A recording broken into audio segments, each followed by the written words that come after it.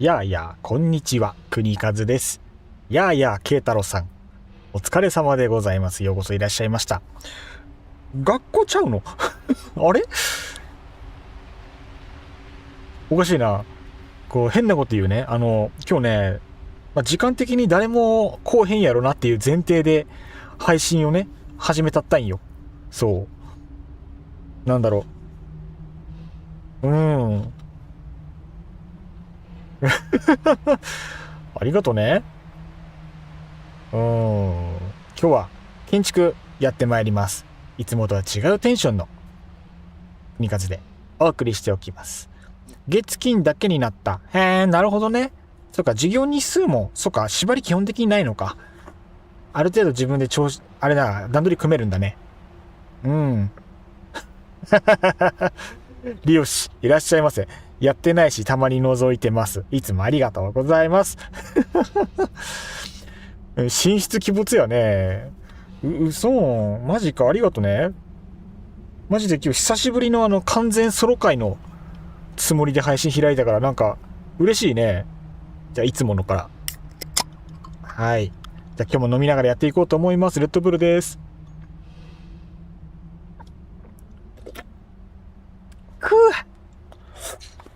こんな昼間っからさ、こんなん乗っちゃったりなんかしてもう夜寝れねえぜこりゃ。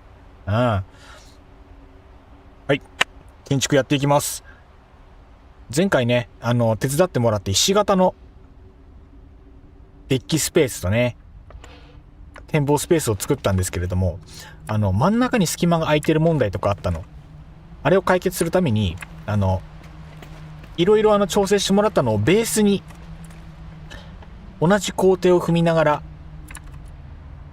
真ん中のとこからまた順にやり直して、真ん中の隙間を埋めてみました。その結果どうなったかと言いますと、サムネでも映ってるかな、こんな感じになりました。はーい。結構綺麗にまとまったんじゃないかなと思っておるのですが、いかがでしょう。デッキがね、中の空間を隣の中の空間同士でつなぎました。上経由しなくてもこの観覧スペースには入れるようになっております。こうなったのね。そう、こうなっちゃった。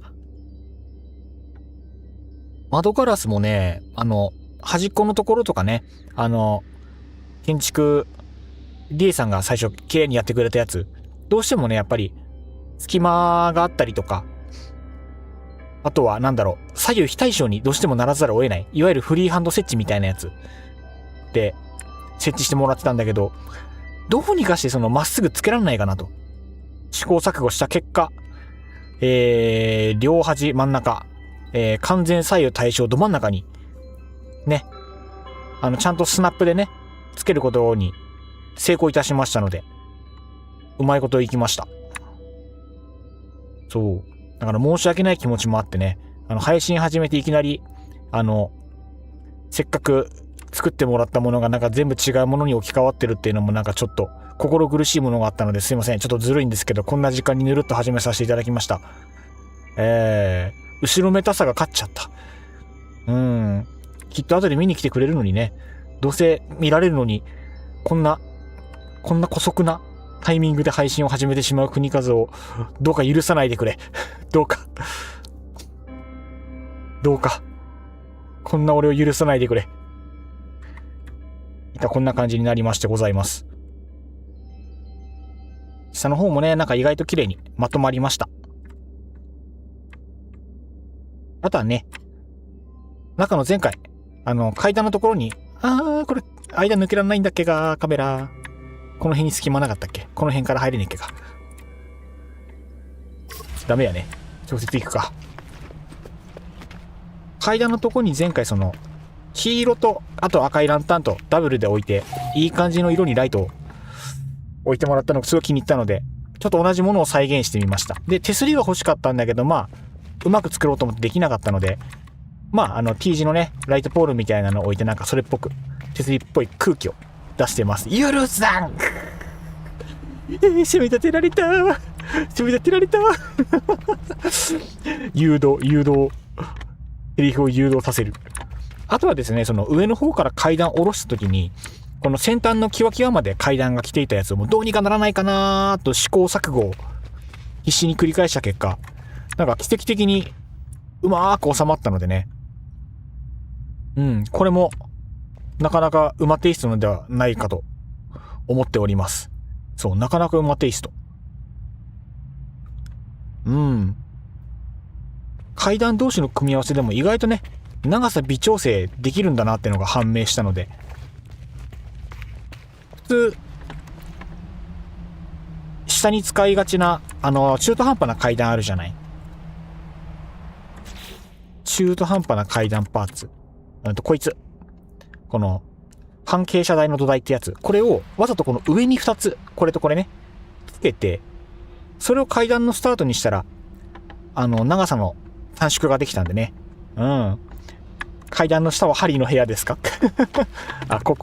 この空間これもどうしようね。部屋作ってもいいけどね。こっからまっすぐ行くと、チラチラっと見えてた中の空間に繋がっております。ここがね、例のごとく下の方の宇宙船を観覧できるスペースにはなってるんですけれども、ここもちょっといじりました。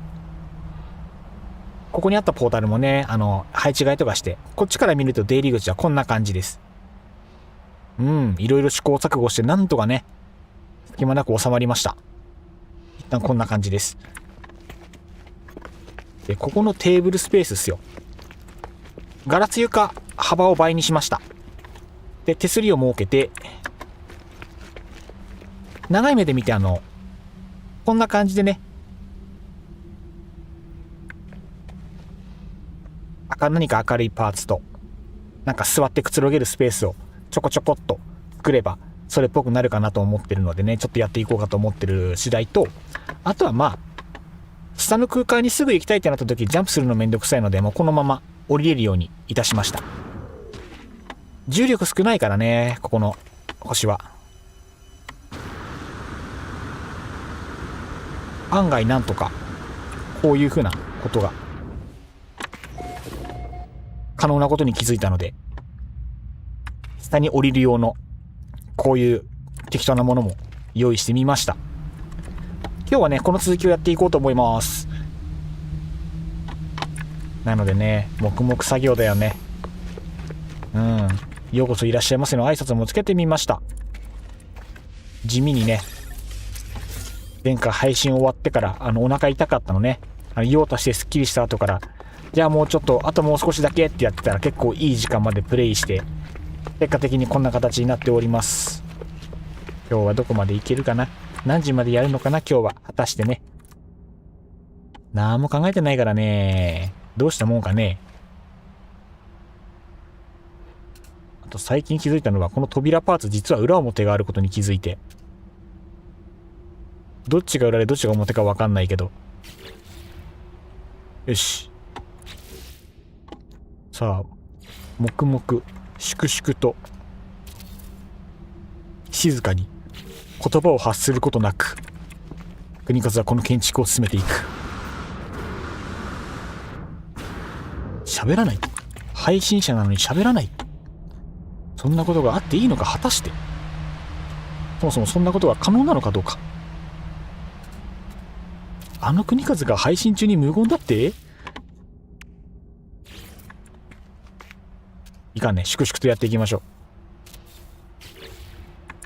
今日はそのつもりなんでね。意志が固いわけですよ。なんかゲート単品だと寂しいよね。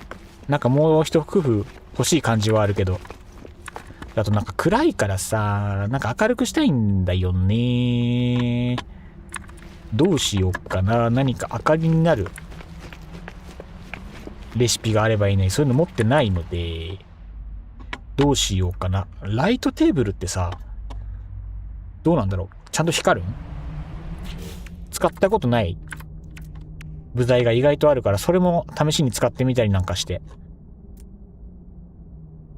そう、この辺のさ、家具でも、みんなコルベットの装飾とかに使ってる、そう、これ、ライトテーブル。これって実は使ったことないんだよね。これって光源になっとるんかな？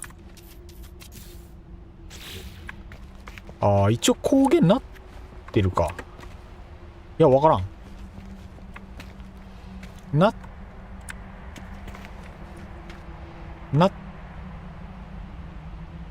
てないと思う。なってないと思う。やっぱ一番簡単なのはさ、これだよね。この照明標識すごく使いやすいよね。置いてればそれだけで明るいし。つうことは、ここの両サイドの手すり的パーツは外してこいつに差し替えれば、間違った。差し替えればいいんじゃないか？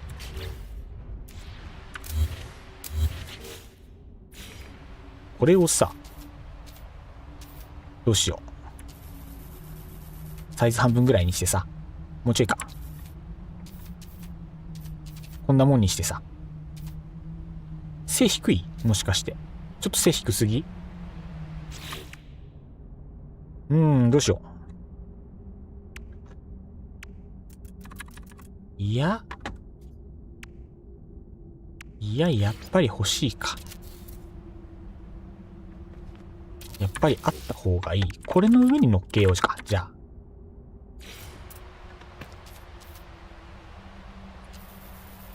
こうしたらいいんじゃない？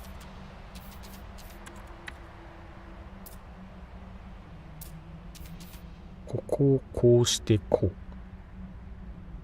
近い。近い。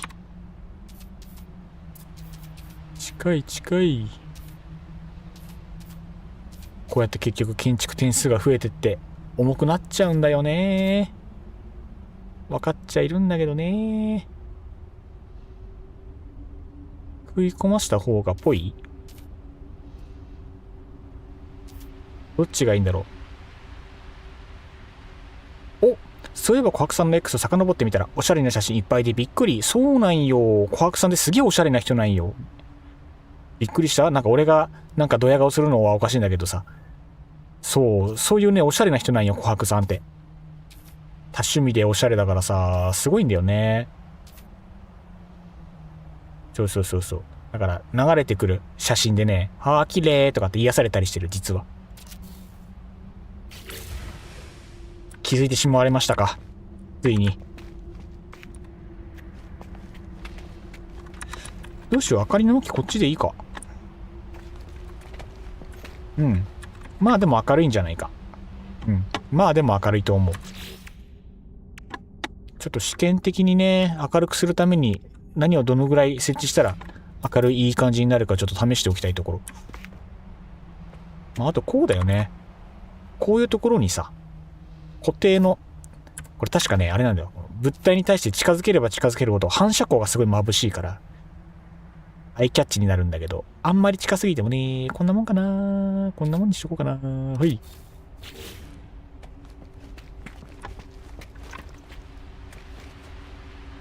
遠くから見るとそんな、あれだけど。ああ、まあまあまあ。いい感じに明るく見えないこともない。言ったいいことにするか。さあ、建築点数増やしていくぞ。元も子もないぜ。一番最初のコンセプトはどこへやら。まあね。そういうので変わってくもんだから。変わってくもんだから致し方なし。はい、よいしょい。映画館の足場みたい。映画館の足場みたい。ああ、きっと褒められてないことだけは伝わる。なんか設置位置が、なんかあれだな。遠いとそこまで明るくないけど、近いとめっちゃ明るい。ああ、そういうことね。あるあるあるある。あれね。言われてみればそうか。確かにそうかも。この辺かな。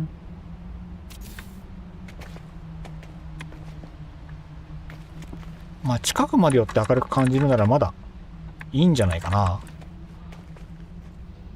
グループ信じて飛ばしてよろしい？おお、かまへんで。かまへんやで。フリーだからね。好きに過ごしてくれて構わんぞよ。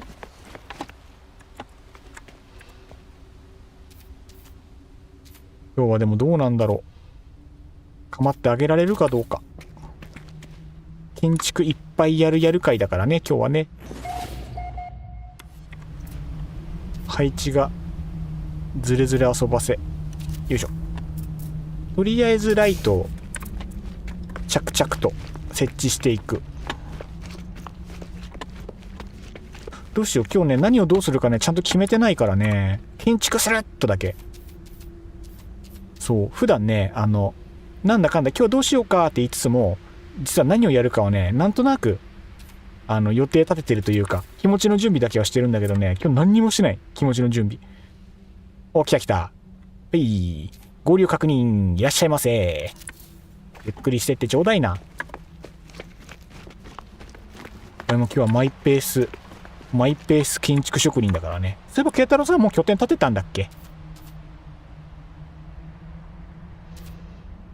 あ、下になんか見える。下にビーグル？モービル？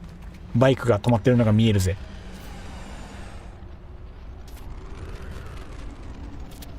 来た来た。いらっしゃい。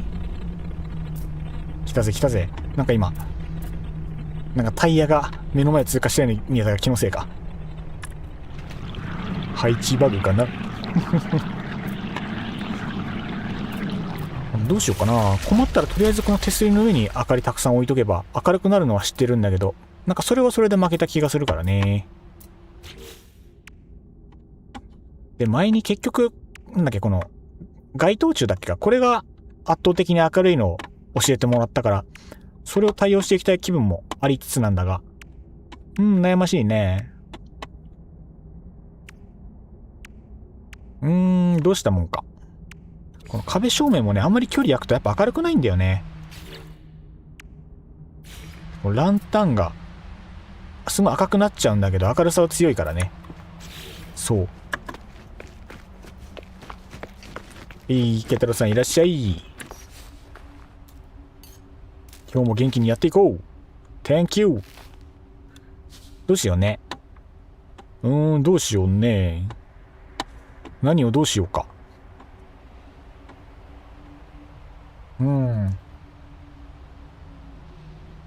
ケタロさん、こんにちは。ありがとう。こちらこそ、こんにちはやで。ほんまに何も決めてへんのよな。何をどうしようか。なんかやりたいことあるかい？やりたいことあるかいって言われてね、今日はもうね、建築する気満々だからね。何をどうしようかなって悩んでんだよね。チャオって入れたら翻訳された。これ英語か。チャオキャンセルされとる。たまにあるよね、こういうのね。キャンセルされるパターンのね。どうしよう、ちょっと実験も兼ねていろいろやりたい。仮にさ、今反対側ここの反対側にさ、ここはどういう拠点にするんだっけ？本当はね、これの屋上のところにさ、コルベット乗っけてそれをみんなで観覧するだけの拠点だから重くないように装飾とかなかったんだけど、前回あそこの出っ張り本気出しちゃったから、あれ作ったらもうやりたくなっちゃって。この座席とか、このテーブルの上の装飾のセットは前に暇人さんがこの辺に適当に設置してくれたやつを移設してみました。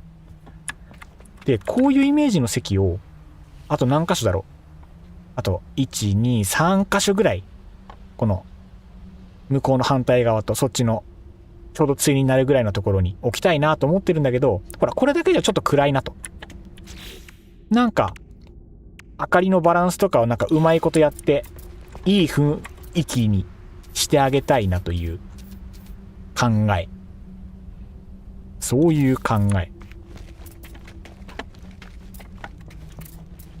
赤いランタンも嫌いじゃないが、このランタンもなんかいろんな色欲しいよね、本当はね。意外と赤の色が強すぎるんだよね。そう。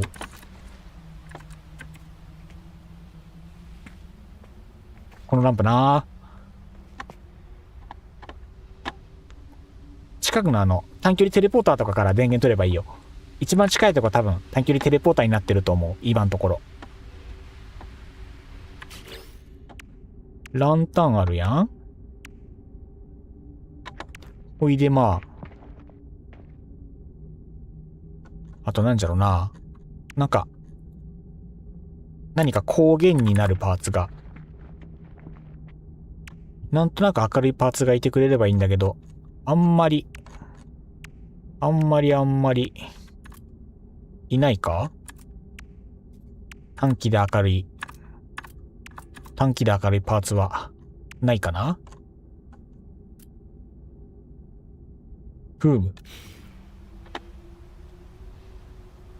これをテーブル裏に仕込んだりとか。ああ、裏ね。嘘か、裏に貼り付けられるのか。なんか、すげえピンク。めっちゃピンク。どうしよう。ピンク入れてみる？ちょっとなんか試しになんか適当な色を入れてみるか。どんな感じになるだろうか。ライトアップ。ピンク入れてみるか。ピンク入れてみるか。あ、これスケール変えらんないっけか。これスケール変えらんないのか。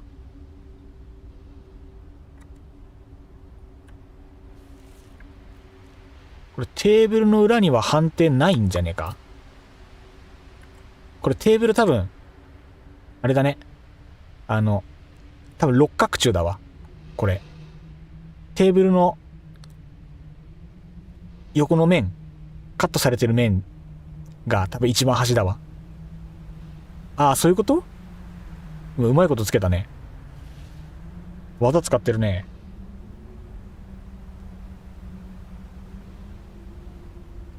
ふむ。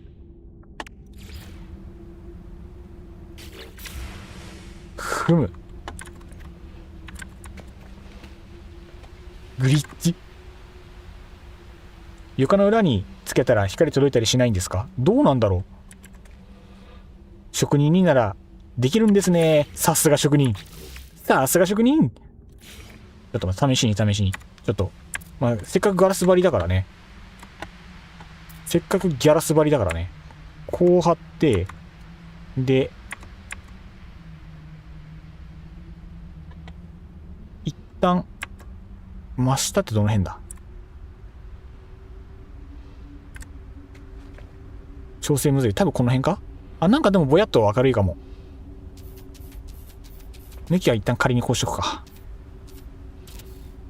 で、こいつに、適当なところから今一回電源引っ張ってきて。よ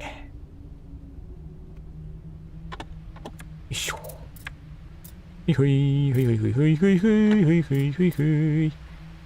まず適当に。あ、バッテリーあったね。さあ、どう？なんか床の下になんか虫いるみたいに見える。うーん。ガラス透明すぎていまいちかも。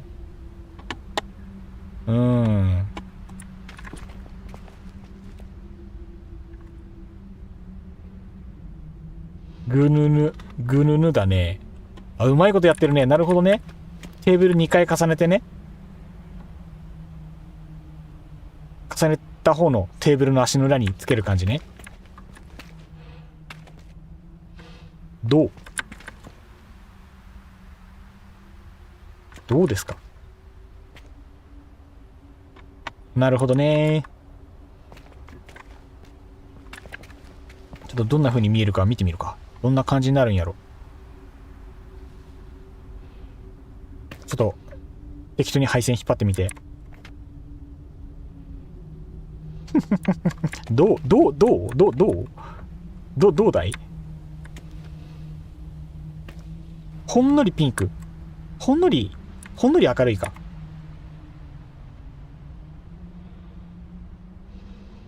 ほんのり明るいか。やっぱこの電球というか、これ1個だと、照度、いわゆる明るさの確保はやっぱ厳しいのか。やっぱ装飾なのか、これ。今の方法使えば何でも貼り付けられるかな。なんか明るそうなやつ。2つとかにしてみようかな。いいかも。光より物が目立ってません？いや、そう。でかいから、物理的にね。いや、困ったらさ、ほら、こいつをさ、黙ってテーブルの真ん中に置けば、全然明るいのよ。これ自体が光源だから。これ1個置くとね、多少は明るくなるんだよね。手元は。でも、雰囲気作りといってもなんか、これ1個だとやっぱ弱いから、かといって最大の光量を誇るこの街灯、サイズ感があるから、これだ、単品でもおしゃれではあるんだけど、これをポンって設置しちゃうと、もうなんかこれだけになっちゃうんだよね。伝わるかな？これをポンってやっちゃうと、すごい明るいんだけどさ、色の雰囲気も結構いい感じなんだけどさ、なんか、ベターというか、なんかもうこれはやり尽くしたというか、LED とかないんですか？わからん。これ LED なんじゃないか？ある意味。ある意味これも LED なんじゃないか？なんかでかいけど、宇宙 LED はこんな感じなのかもしれん。わからんけども、なにあれケータロシ、どさくさに紛れて俺の命を奪おうと。危ねえ。やってくれるぜ。なるほどね。実験がはかどっているようやな。やっぱり個数増やしてもあんまりあれか。あんまりか。照度は極端に変わらんのか。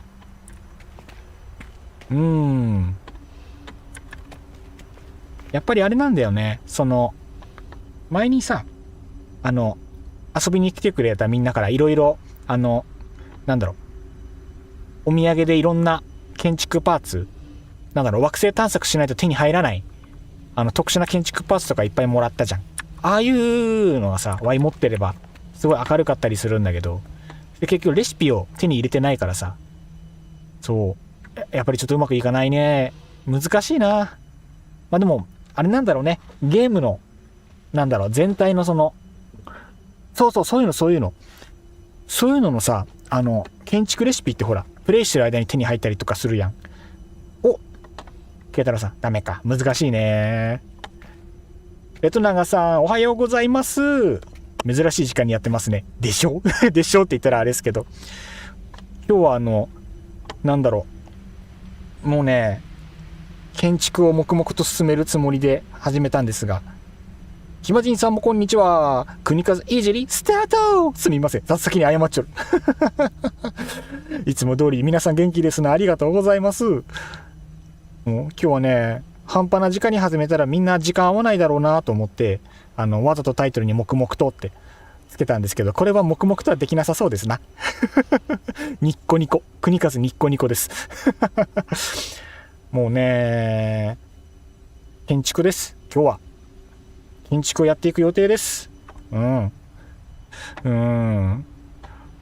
では早速ケイタロさんに来ていただいております。いつもケイタロさんありがとうね。大体どの配信にも参加してくれるからね。うん。今度また VR チャットも遊ぼうね。今、なんだろう。前にそれこそ暇人さんが設置してくれた椅子とテーブルとおつまみと。これまたそのまま使いたくてこの辺に設置してもらったやつここに持ってきたんですけど、これと同じものをこれの反対側と辺と辺に設置して4箇所ぐらいね、座席を作りたいなと。一番当初のこの拠点のコンセプトだったできるだけその負荷の少ないにしてみんなのコルベットをたくさん読み込めるように、負荷少なくみんなでわちゃわちゃできるようにというコンセプトでもともと建設した拠点だったんですけれども、こちらをご覧ください。あちらです。前回作りましたひし形のスペースなんですけれども、後がっつり改装いたしまして、どうしたケイタロウ氏どうした？何汚い位置に置いちゃった。机洗濯状態にしてもらっていいですか？了解。机の洗濯をポッチリしようかな。これ単品で無理？消せない？単品で消せないか。消せないか。えい。はーい。Thank you。よし、じゃあこの辺に。こったなもんで。OK。よっしゃー。何？以前 VR セットを頼んだのですが、注文してましたね。配達済みってあるのに届いてないという。怖っ。あれいくらって言いましたっけ？ VR セット付属パーツがいろいろもろもろ70万とか言ってなかったです。全部70万円分全部盗まれたってこと？今変な汗かいた。本当に？待って。いや、あれじゃないですか。いや、配達済みの写真って添付されてるんですかね。最近のやつって配達すると証明で写真置いたりとか。計70万です。怖ー。いや、マジ？だって置き配とかじゃないですよね。普通に受け取りですよね。受け取りにしたんじゃないですか。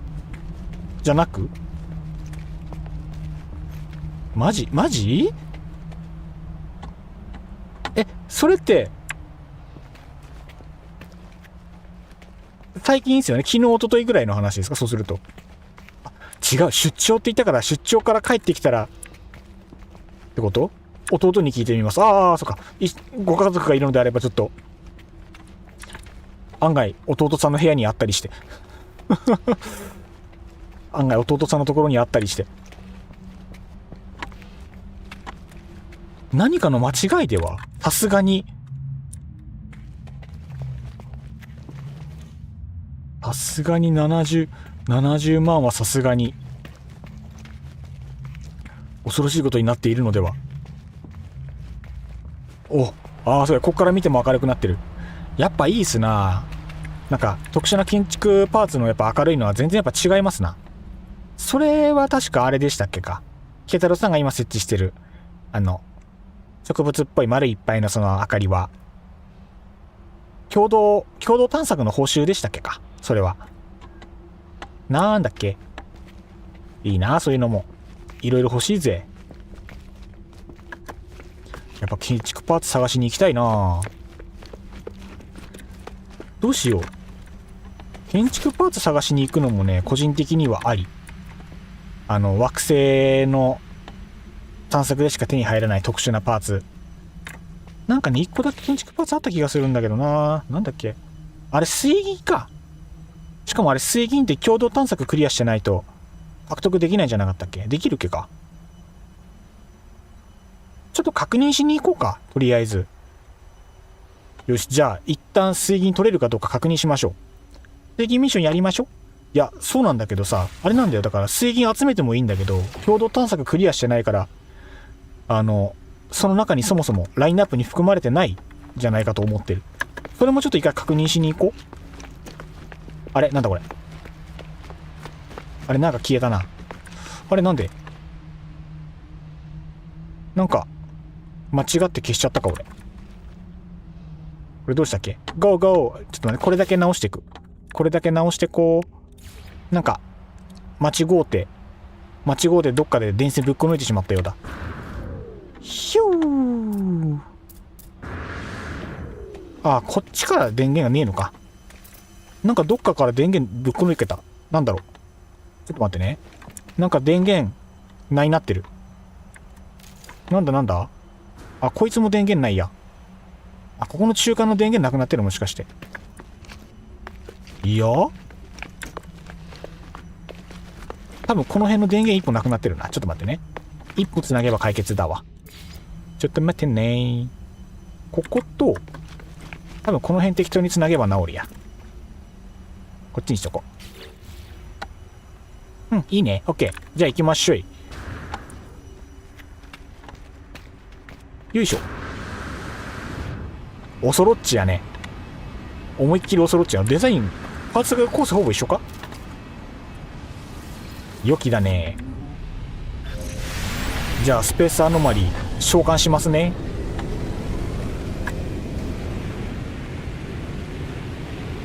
この辺でいいかな。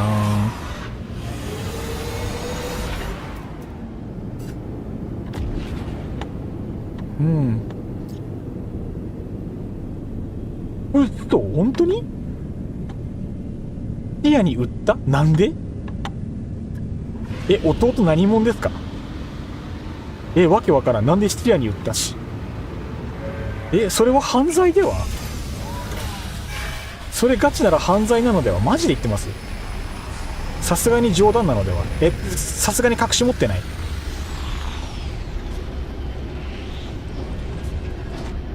嘘、まさか。嘘だ。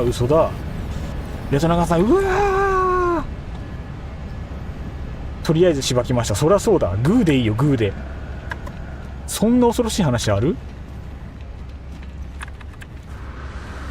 そっか、今ここオンラインだからいろんな人おるや。とりあえず水銀を。ひまじんさん怖いこれ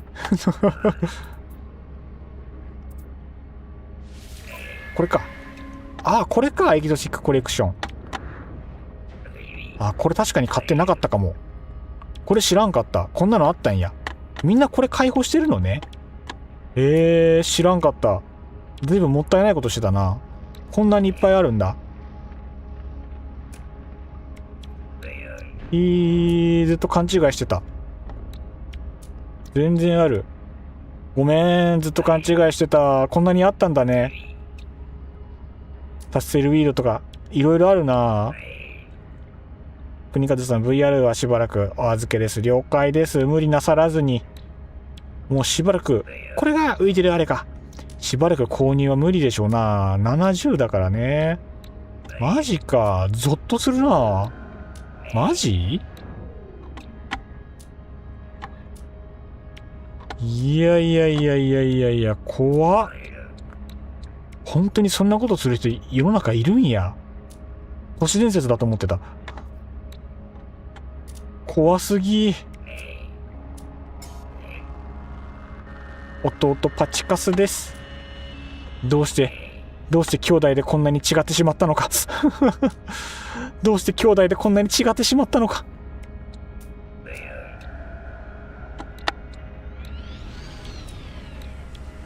わあ、終わった。さすがに終わった。本当に。バブルバットってこれか。さすがに話がグロすぎる。わあ、こういうことか。じゃあこれ水銀集めまくった方がいいんだ。なるほどね。弟を売るしかないですね。天才か？弟売ろう。ひまじんさん、弟売ろう、それ。ですね。うんね、弟売ろう。今正解出た。なんかいいこと言うじゃん。売れ弟。いいよ、中身パーツばらして売ると高値がつくよ。よし、じゃあ水銀集めしてパーツ増やそう。話はそれからだ。見て、何にも解放してない。すごくない？マジで何一つ解放してないよ。これも解放してないし。これだね。何個、水銀何個あればいけるんだ、これ。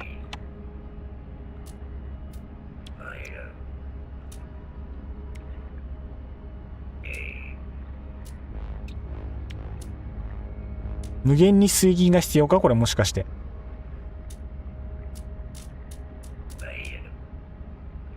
じゃあ、水銀を集めます。建築会と言ったな。あれは嘘だ。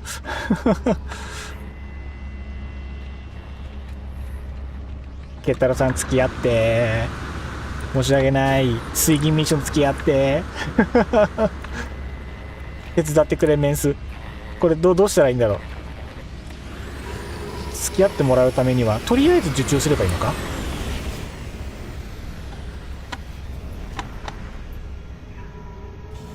この辺の水銀ミッションね。地獄の果てまで相乗りします。嬉しい、ありがとう。地獄の果てまで付き合って。じゃあまずはこいつを受注したいんだけど、地下強制労働施設に連れて行くしかないか。マジでそうよ、本当に。これ参加者が登録されていませんってなってるけど、あれか、グループ組んでから入ればいいのかな。よし、ケイタロウさんグループ組もう。あ、行動の準備を整えています。このまま行けばいいのか。どっちだ。開きます。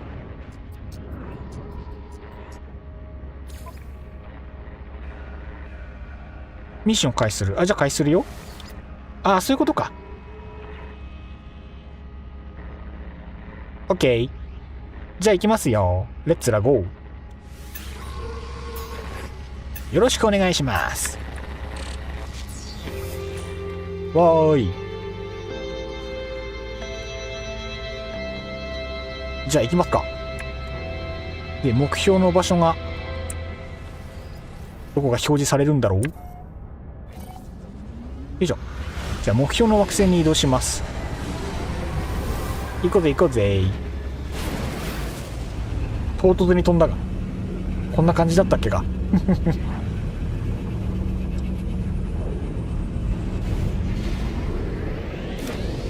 コルベットにも水銀ミッションありましたね。確かにこれ何個かやったらコルベットに乗り換えてミッションなんたらの機械ポチポチしながら追加のミッションこなしていくのもいいかもしれない。エクソスーツの信号を検知、おおよその位置をマークした。へいらっしゃい。あそこやね。 Go go! Let it go! ぶっ飛ばすぜベイビー。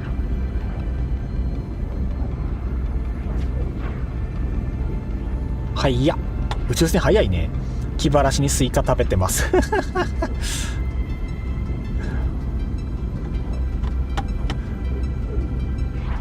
いやーベイベイ。バイバイ。ピザじゃねえか。いや、宇宙船のスピード全然違うね。ワイももっとしっかりカスタムしないとダメか。スイカにしよう。いいね、夏ですな。夏先取りしてますな、マジで。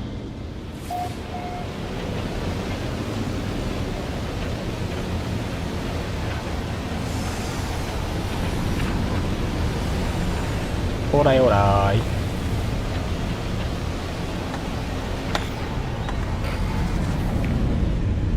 はい。お、コルベット出してるね。さすが早いね。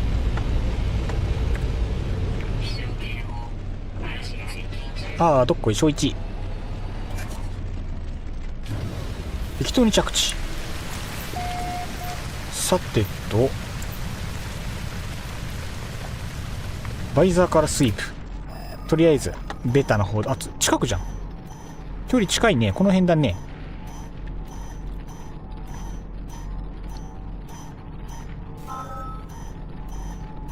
早速なんか建築してる。早い。トラベラーの墓場を発見。わ、すげえ、めっちゃ近くだ。これを落ちりして、なんか見た顔だな。色違うけど、なんかこの間のイベントで見た覚えがある。親戚か。ここには大気があるが、草が絡まるせいで弾薬が残り少ない。とりあえず探索して植物を探せと。なるへそやりますか。ちょっと待ってね。 OK。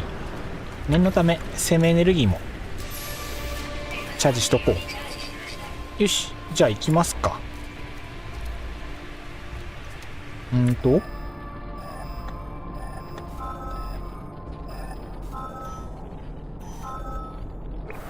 よし、このミッションコルベットから撃つと簡単。なんてこったい。じゃあコルベット出しちゃおう。いでやいでよ我が愛機。こっちか。よいしょいよいしょい。い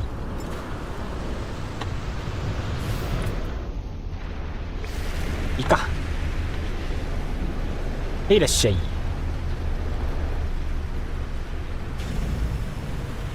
おけつが高いね君。どうした。いつもの数倍おけつが高いね。よいしょい。じゃあやりますか。この視界の悪い、すげえ視界悪いな。よし。どこだ。うわー、視界悪くて何も見えない。何も見えないよ。ぐぬぬぐぬぬ天気悪すぎ。ぐぬぬ天気悪すんぎ。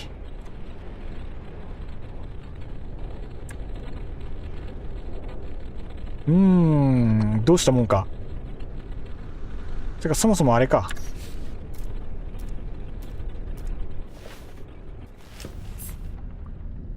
この位置で、間違った。降りるんじゃなかった。この位置で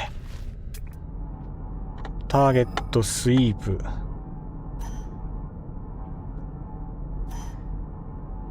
ああ、他の乗ってる人が撃つ。なるほどね。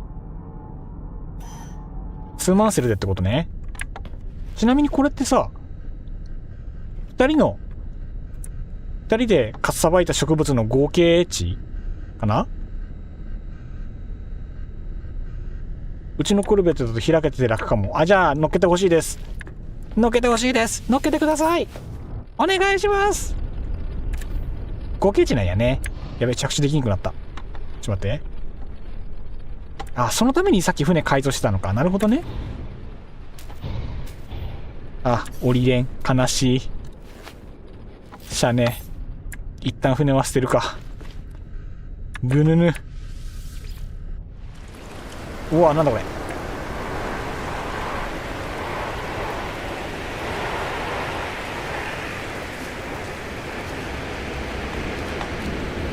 では慶太郎さんの船に今参ります。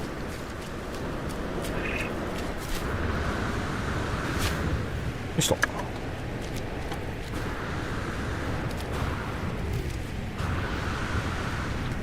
なんかすごい移動しづらいなこの惑星。なんで？すげえジャンプしづらいね。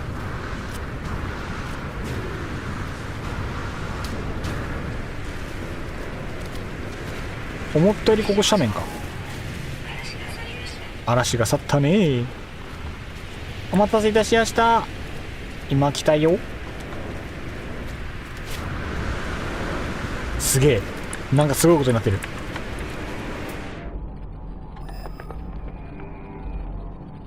さあどうすればいいんだ。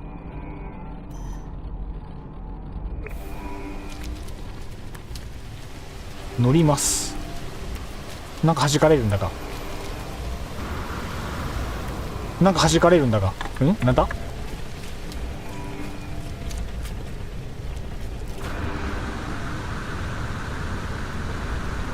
ほっ、乗れた。乗れました。すげえ開けてる。こんなカスタムできるんや。あ、いけた。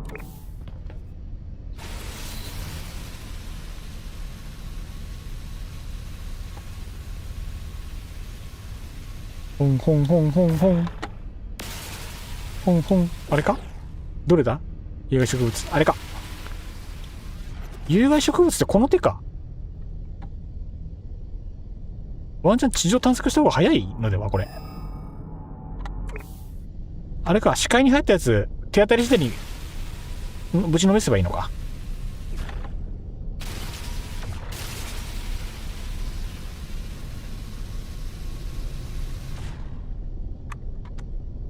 これか。Thank you! Thank you! さあ、どれどれ。さあ、どれどれ。これか。あ、違った。他にいるかな、有害植物。どれどれ。いたぜ。君に決めた。ナイスー。4匹目、どうしよう。想定外です、どうしよう。下手すると地上徘徊しても全然 OK な可能性が。難しいとこやね、これ判断が。なんか高台から見下ろして見つかり次第撃つも意外と、今 Y ってもしかして空中に放置されてるこれ。国風宙に浮く。なんだこれ。あれ Y もしかして今地面に埋まってる？おいえ、あ、埋まってた。エクソクラフトだと早いかな。どうだろう。どうなんだろう。あれ浮島かこれ。危ねえ。トラップだった。あ、でも有害植物適当に歩いててもすぐに湧きそうな気がするな。そこにもおるし、そこにもおるし。うん。なんか国風さん消えた。うん、なんかね、ワイが乗っけてもらったコルベットが消えて、地面にワイ埋まってた。そう、もしかしたら国風は最初からいなかったのかもしれない。イマジナリー国風。いや、意外といけるかも。なんか、歩けばその辺にいくらでも生えてるわ、この惑星。グループ入り直します。了解です。多分いけるぞ、これ。なんかミッション中のおかげか、植物数めちゃめちゃ多いわ。もう適当に横見たらおるわ。なんだこれ。これなーに？植物かい？初めて見た。こんなんあるんや。エクサベリーだって。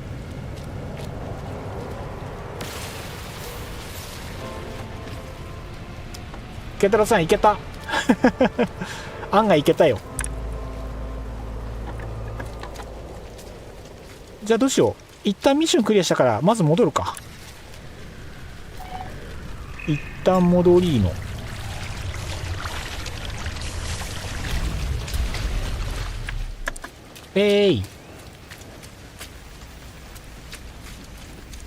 合流合流。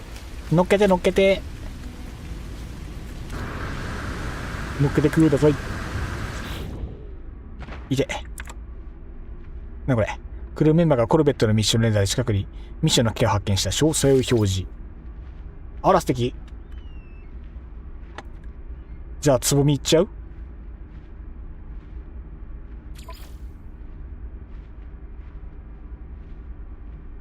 ニップを集めてこいというミッションもあるようだ。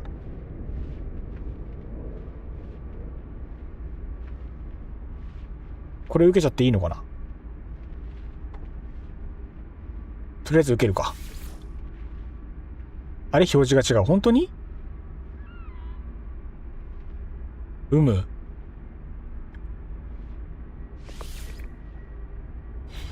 どうしよう。とりあえずあれか、一回戻って今のミッション完了するか。なんかバグってるかもしんないからね、もしかすると。一回戻ろう。いつものノーマンズスカイのいつものバグかもしれん。本当は連続でいろんなミッションを受けた方が効率はいいのだとは思うんだが、一旦乗ってみて。了解。まだね、読み込みがね、ウェイ乗ったぜい。これ今どういうことになってるんだ。で、これで表示すればいいんだね。表示して、こんな感じ。地に植えた植物。栽培エージェント。有害な植物を除去するわ。さっきのとはまた別かね。水銀とニップが手に入る。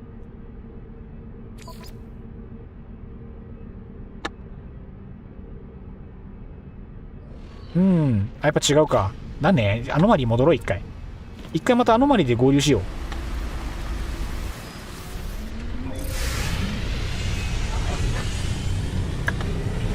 ノーマンズスカイ君まだ不調だね。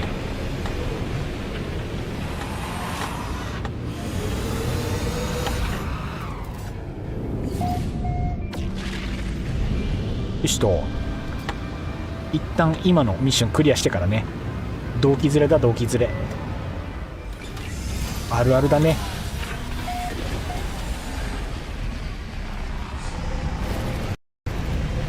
やべ、重たい重たい。あー、落ちたー。ケイタロさん、うおー、ケイタロさん、さらばだみんな。落ちましたわ。悲しきことこの上なし。どうしよう。まあ、どうしようかな。今、4、5、20で、違うな。1個500か。1個500水銀で、建築パーツ1開放できるから、4つは開放できるのか。たったの4つうわー、厳しい。あーあーいやー、マジ悲しいよ。あれ、じゃあさっきの報酬もなしかな。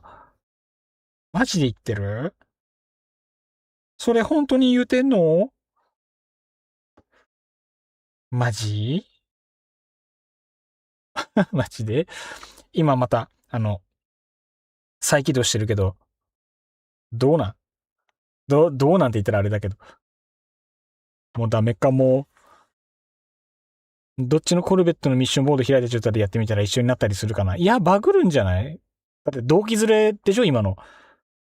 同期ずれの状態で、ミッションボード2つ別々にやったら、それぞれの軸のミッションボード出てきちゃうんじゃない？ミッションボードって、同期しないようなイメージあるけど、どうなんだろう。どういう構成なんだろう。リンクしない気がするな。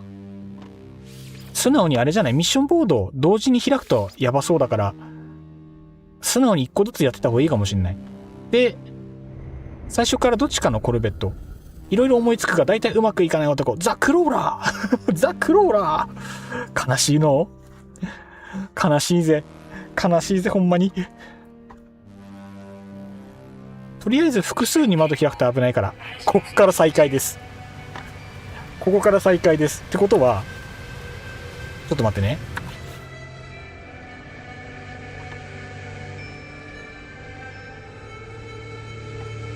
ディスコードで新しいサーバー作りました。あら、素敵。素敵やで。いいじゃないですか。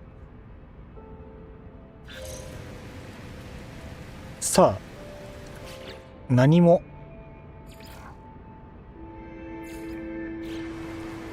さあ、何も。多分さっきのミッションなかったことになっているような気がする。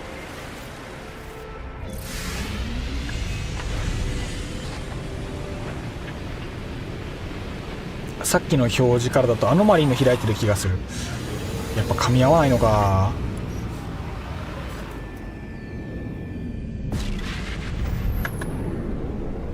じゃあどうしようか。アノマリー合流してアノマリーのから開いたら、とりあえずミッションクリアしてアノマリーに帰ってくるまではミッションレーダー開かないでっていう風な形でやるのが多分安全かな。もしくはもう最初からコルベットに乗ってコルベットの方のミッションのやつ開いてそれで行くか。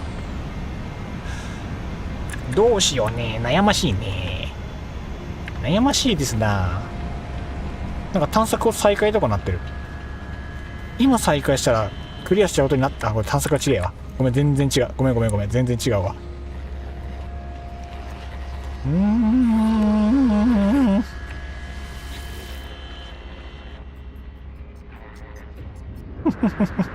辛いよ。マジで。ほら、活性化エメリルを集めるとかいうなんかよくわかんないミッションになってしまった。エメリル集めらんないんじゃない？集められるっけか。もう一回コルベットの方でやってみる？どうだろう。まあそうだね。コルベットの方でやってみようか。どうしよう。じゃあコルベット召喚してそれでやってみるか。よし。じゃあベッドちゃんを召喚したよ。かわいいベッドちゃんを召喚したよ。さて、じゃあ行こうか。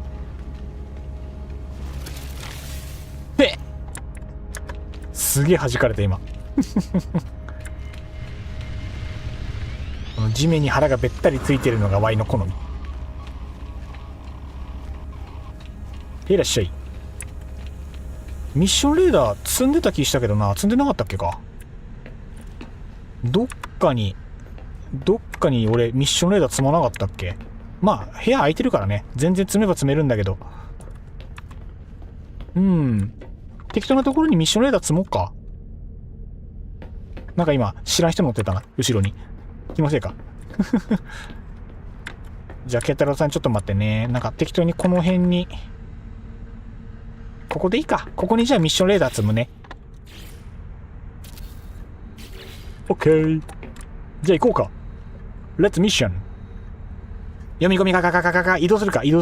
よし、移動しよう。じゃあこのまま発進するで。一回ここの重い空間を抜け出そう。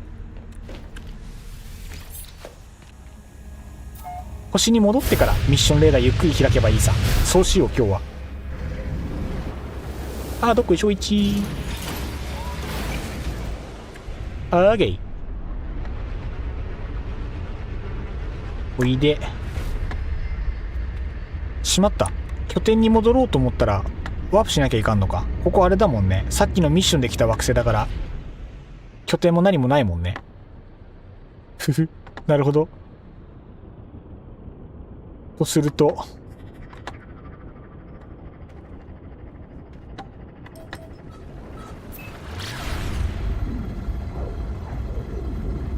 多分向こう側に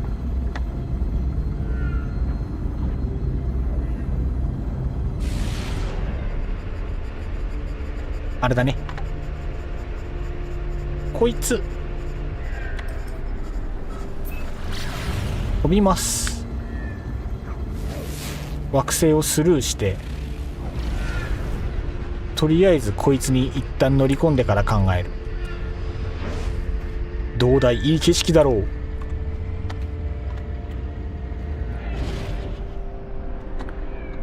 そっちやね。よいしょ。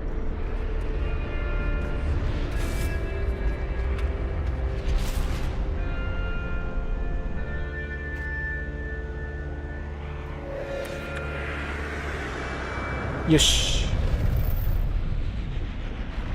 到着。どっこいしょいち。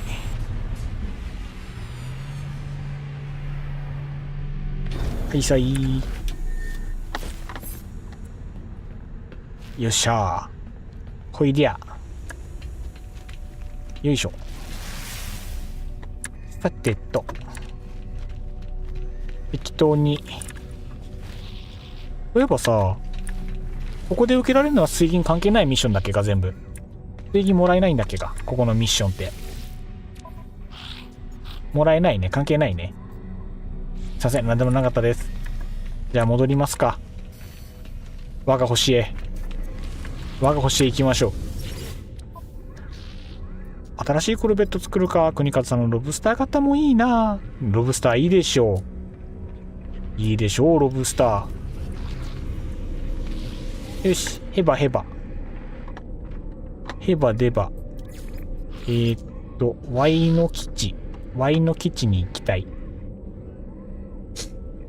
月面もいいけど、たまには違う星から行ってみるか。じゃあ、ウォーターメロン行こうか。うちの拠点。というか、道の駅。ウォーターメロンを中心に。ここで水銀ミッション受け。どうした？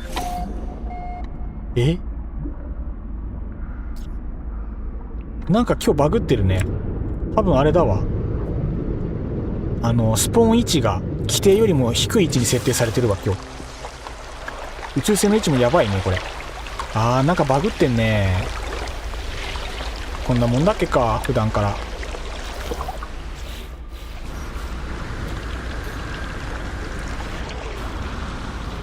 この辺に船呼ぶわ。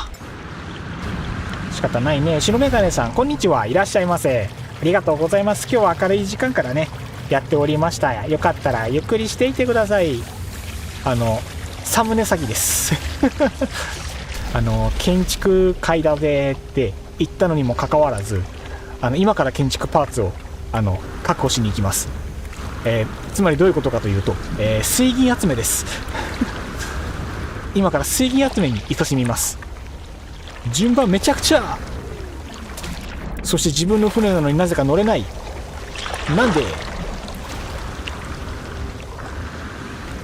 自分の船なのになぜか乗れない。なんで？絶不調。オッケー、乗れた。よし、じゃあミッション受けようか。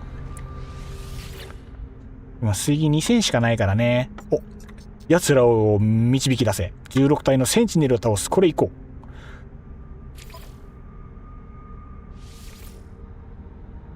なんだってそう、今日はね、順番めちゃくちゃなんですよ。水銀を集めてパーツを買う。そこからスタート。よし。じゃあ戦闘始まる前に、あれだな。センチネル用の武器にちょっと切り替えておこうかな。どれだっけな。重力のトレースだっけか。なんか、戦闘用に調整してたのがあったんだけど、確かこれだった気がする。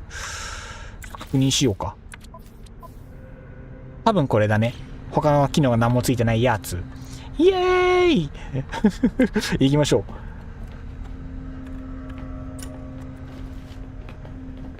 う。イエーイ、彼氏さん見てる？よし、じゃあ行こうぜ。どこ行けばいいんだ？やる気満々だね。殺と書いてやる気満々や。これ、センチネルだったらどこでもいいのか。待って、この星って楽園じゃなかったっけ？センチネルわかんくね？近くの星行こうか。この星じゃなくてもいいんでしょ？多分。移動しよう。なんか隣の星だったら全然いそうな気がする。彼氏さんが見てるやる気満々はやばい。確かにその通り。倫理観がやばい。あそこならいるんじゃないか？寒い土地っぽいけど、とりあえずあそこ行こう。センチネルがいればどこでもいいんだ。16体ね、16体。サクサクってやったろうぜ、センチネルなんか。どうもー。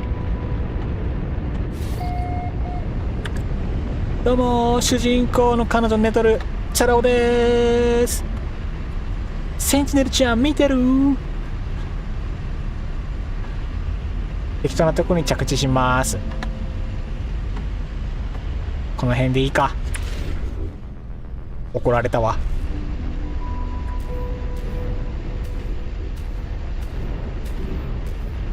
できれば俺はどこでもいいんだ。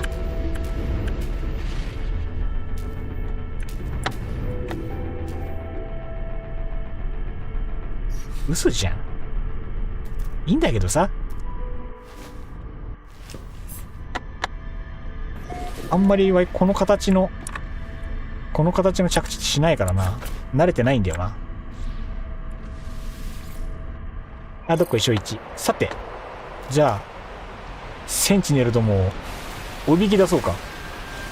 ちなみにこの惑星の植生はどうなっとるんじゃい。どうなっとるんじゃい。センチネルごくわずか。ボコボコにされそう。なんてこと言うんだね。国数だって日々成長しているのだよ。なんかセンチネル依頼らしいけど。センチネルごく少数だって。少ないんだってセンチネル。チラッとセンチネル見つけてポコッと殴れば話始まるんかこれは。これかあれだな。あれあるわ。なんか手持ちのアイテムにあれ持ってた。なんかあった気がする。なんだこれ。あ。施設行きましょう。そうね。施設行こう、施設。施設どうこうするアイテム俺どこにやったっけ。あれか。エクソクラフト呼んで、こいつの機能で、なんか、確か調べられるよね。施設とかね。うん。船乗って、あ、本当？ちょっと待って。あ、もう施設で発見した？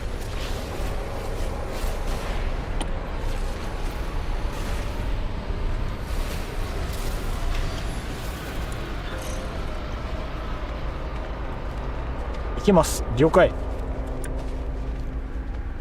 ちなみに確認したいんだけどさ、これって読み込みが遅れてるだけ？これで完成形？多分これ読み込み遅れてるんだよね、これ。あ、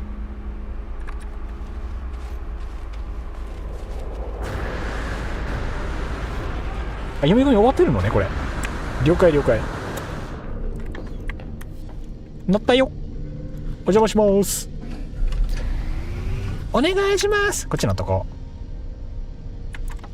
ここのコックピットこんな感じなんだ、ビジュアル。初めて見た。このコックピット使ったことないからこんな風景なんだね。おもろ。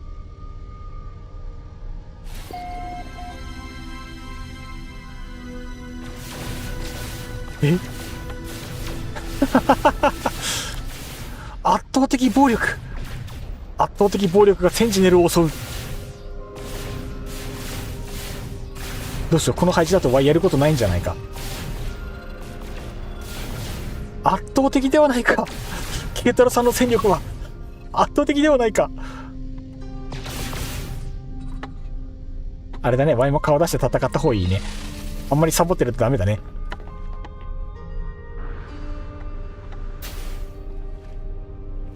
真下拠点は。行くぜ、とう。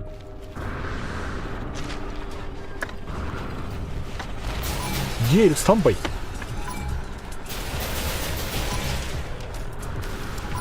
間違ったわ。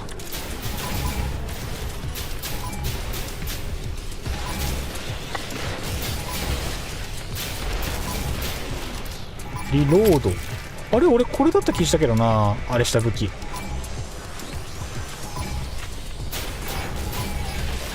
敵どっちに湧いてる？なんかアイコンが。あ、これからまた出てくるのか。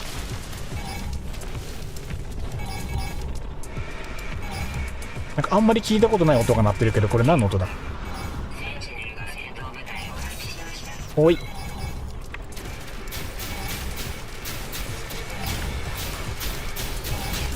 これダメージ入ってる？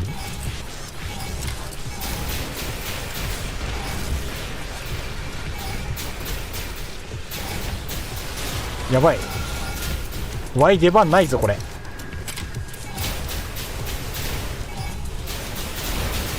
Y の出番がなさそうに見えるが。あ、終わった。ケアダラさんありがとう。話が早くて助かる。じゃあなんか適当にこの辺のもの拾って、この辺のもの拾って戻りますか。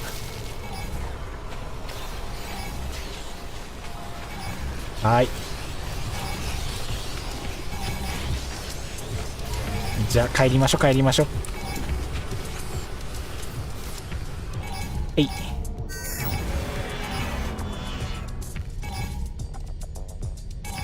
この音なんだろう。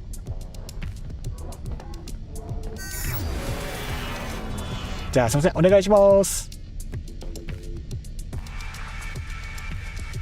Thank you。 あ、ごめん、そこじゃないそこじゃない。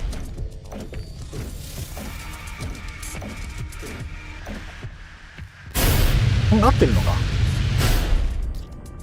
こういう扱いになるのか。あー、これ知らなかった。あ、でもあれだね、なんかワイの船戻ってきたね。ワイこれ知らなかった。ミッションレーダーでミッション受けてクリアした後にあれ乗って戻るとミッション発注した場所に戻るってこと。あれどうなってる。これただのバグか。つまりこれはラッキーバグ、日頃の行いの良さ。よし、じゃあミッション完了しよう。わーい、ありがとうございます。あれだね、日頃の行いの良さね。ああ、そういうことね。うん、多分そう。日頃の行い良きがゆえの。よし、このままもう一発いっちゃうか。嬉しい乳製品。あ、ローカルミッションレーダー。なんか切り替わったな。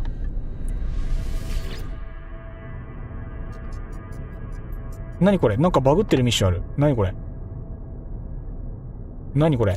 初めて見る。何これ何これ。こっちのコルベットで行きましょう。了解。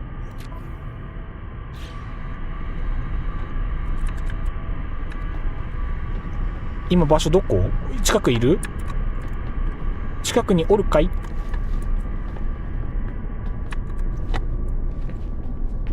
まあワイのはな、観覧用だからね。いた。ああ、すげえ、高速で駆け抜けてった。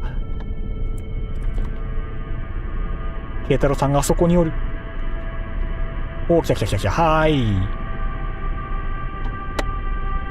はい。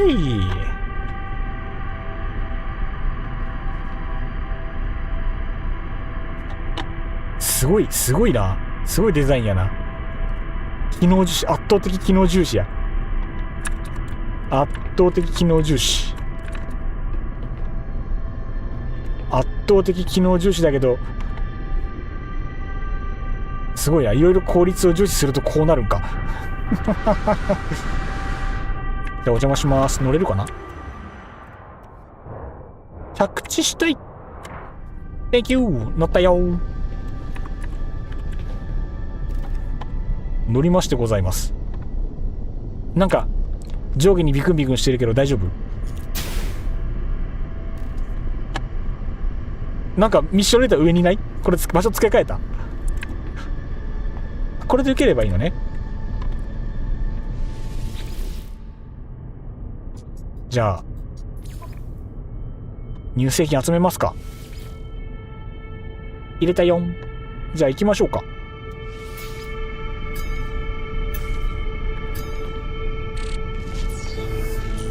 オッケー。有効的な生き物からミルクを入手する。行きましょう。お願いいたします。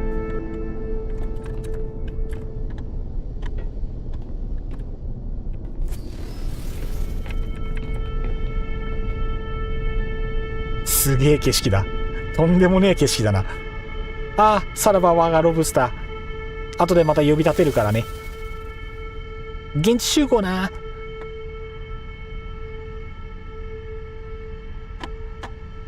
そうするとこれは別に惑星どこでもいいのかな。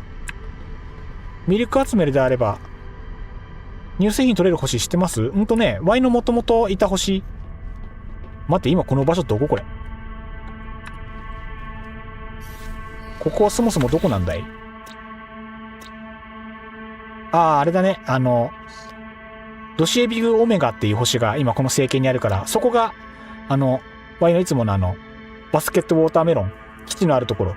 そこに戻れば確実に乳製品手に入る。ので Y の拠点目指してもらえれば、あそこはみんなね、野生の牛乳がねおるからね。野生の牛乳いっぱいあるから乳製品取り放題よ。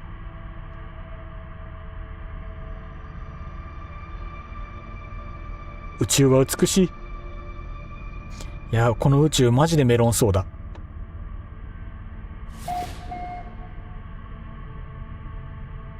いや、美しい星ですな。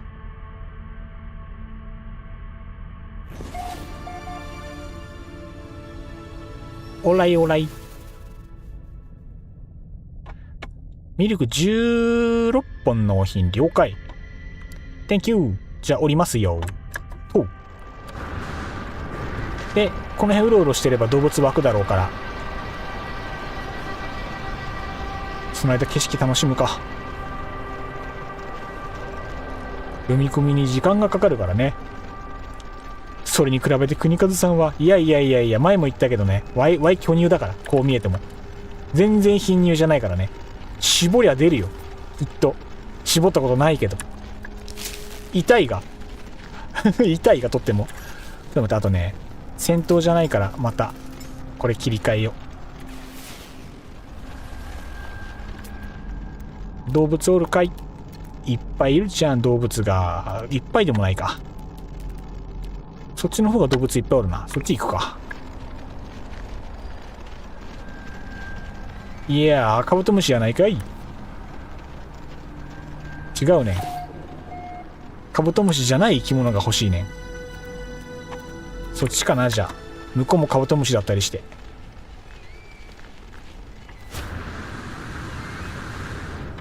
そうそう、君たちのような哺乳類が良かったんや。哺乳類？爬虫類？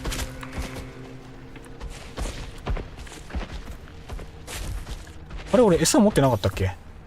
あ、餌持ってないかも。ペレット。国数ノーペレットか。あ、ペレットあるじゃん。これペレットあるから食わせられそうなもんだけど、ダメかい？お腹空いてない？ペレットあげる。お前卵やん。牧場連れてくか、国和さんを。絞る気か、俺からミルクを。父痛なるで。父痛なりますがな。やべ、こいつら卵かも。ミルクじゃないかも。これってランダム？それとももう種類で決まってる？ああ、これ種類で決まってんのか。じゃああれだね、別の生き物探すしかないのか。なんかもう何種類か目立つやつがいた気がしたんだけど。わあ、こいつらみんな卵だ。おかしいな。ミルク取れる生物普通に君じゃない？わーい、ミルクゲッチュー。ありがとう。時間かかりそう。まあでもゆっくりだね。君でもええで。ミルクちょうだい。さあどんどん絞っちゃおうね。君もミルク絞れんじゃね？あ、いけるじゃん。新鮮なミルクをくれ。実に順調である。あと20秒。あと25秒。こいつらからループで採取すればいいんじゃねえか。ぎっちぎちに絞ってるからな。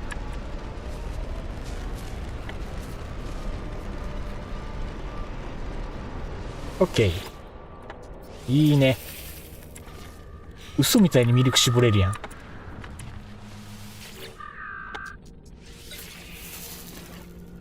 こんなヒントでミルクって絞れるん？ほんのり罪悪感がある。こっち終わりました。はいや、さすが。終わった？もう個数溜まったってこと？まだこっち表示6だけど。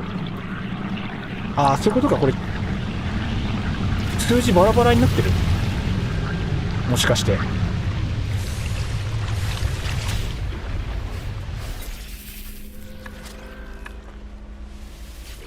何かバグが発生している気配がしなくもないが、数字が同期されてないのはどういうことだ。うん。モッツァレラ食べたくなりますね。それは確かにわかるかも。うまいチーズ食いたいね。最近食ってないな。最近美味しいチーズを食べれてない気がする。すげえな、こいつら。俺にギッチギチに乳絞られてんのにこんなに懐いちゃって。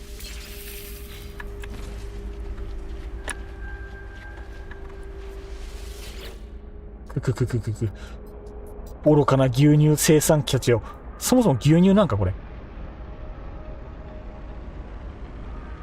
牛乳じゃないよな。乳製品か。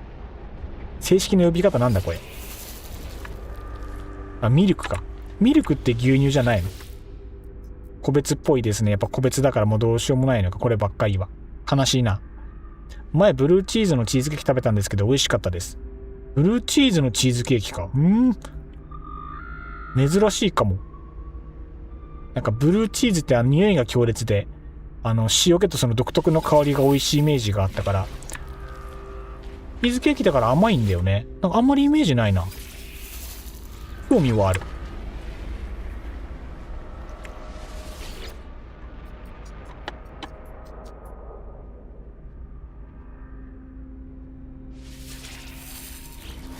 新たな父が。やべ、間違って武器出しちゃったから、逃げられちゃった。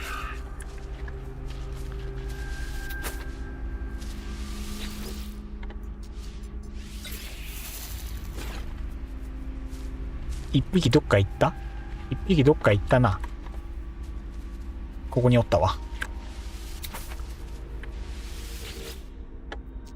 君の父ももらうで。よし、間に合った。お待たせ。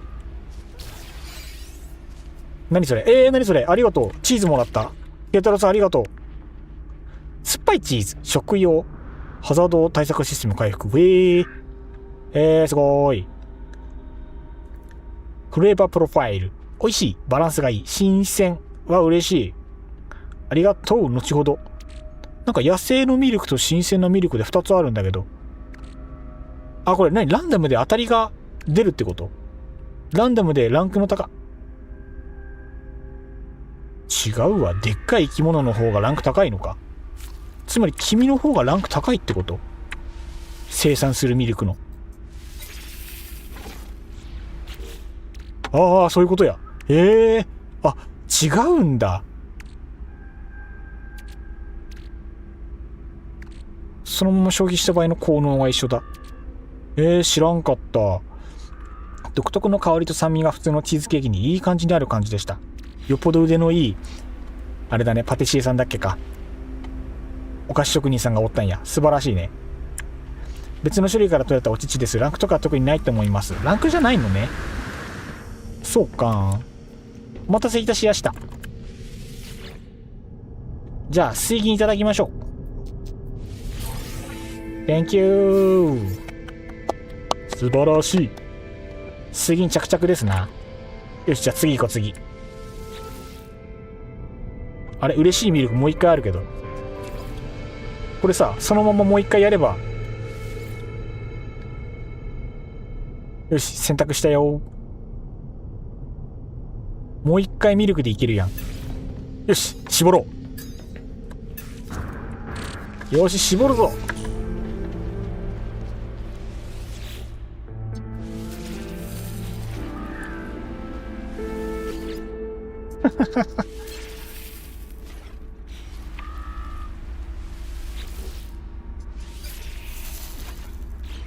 これでいいのか、ノーマンズスカイ。あ、待って、またミッション成功扱いになったよ。なんで？もしかしてバグ？手元にもともとアイテム持ってるからか？もう一回クリアしてみるよ。あ、待って、ワイこれ一人で受けてることになってるじゃん。どういうこと？あ、そっか。ローカルになってんのかな？ケイタロウさんの名前がない。あ、じゃあミッション完了するよ、一回。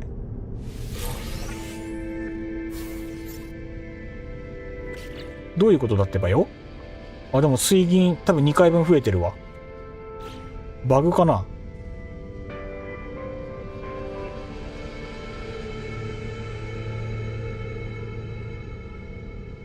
エブリワン、バグスカイ。だいぶバグってる。あ、また、ナイスな。グリディリトルワン、20匹の生物に餌をやる。なんて余裕なミッション。これも受けようぜ。これ受けようぜ。一緒に受けれるかな。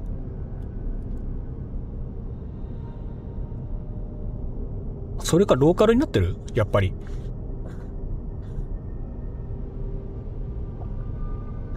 ケイタロさんは今あれか。別のミッション今、あれか独自でやってんのか。困ったもんだね。おかえり。オッケー、じゃあ行きますよ。レッツゴー。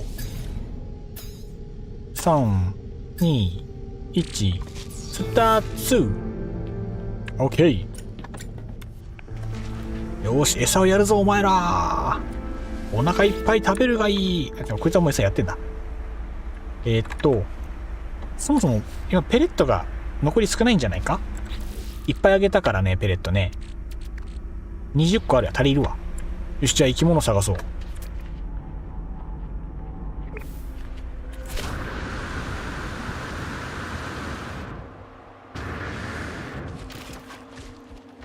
カブトムシはね、ペレット食わせるの大変だからね、あいつら。ずっと飛んでるから。暇さえあればずっとお空飛んでるからさ。君らお腹空かない？おいしいおいしいペレットがあるよ。どうだい？いっぱい引っ掛けていかない？よし、オッケー。食うだけ食わしてあとは放置。口にねじ込めば俺の勝ちよ。よし、じゃあ他におらんかな。向こうにおるな。空飛んでんのはどうしようもねえな。まあ眺めてるうちに動物湧くんじゃない？あの辺全部空飛んでるね。みんな空飛んでるな。やばいペレットの数が6、7 数がどんどん減っていく。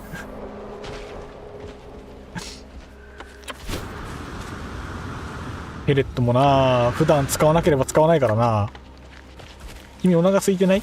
いい子だね、かわいいね。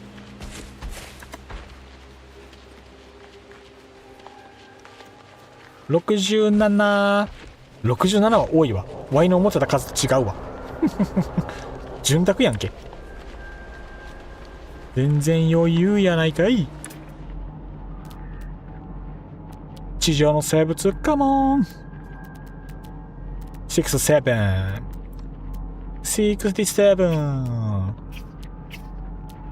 潤沢やんな。あと10匹集めなきゃいけないの結構大変だな。どうしよう。あ、君ら食ってないしまだ。あげる。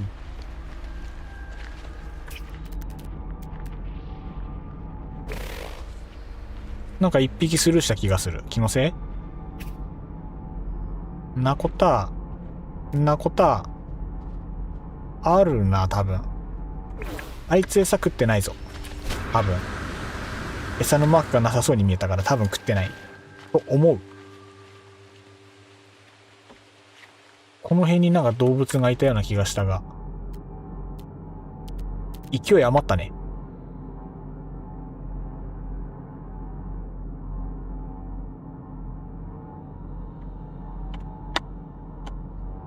67っていうネタ知らない？やばい、知らないかも。あ、怖い。もしかしてジェネレーションギャップの話してる。あ、怖い。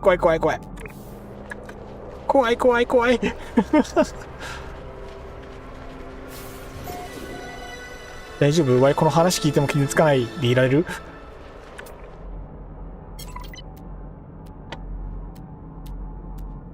生物キャモン。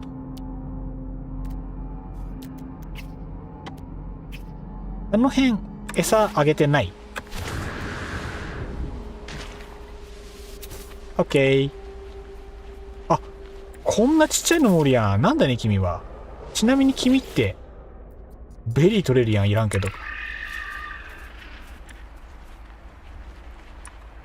この辺にもいた気がするな。どこだ。さあ、恥ずかしがらずに顔を見せてごらん。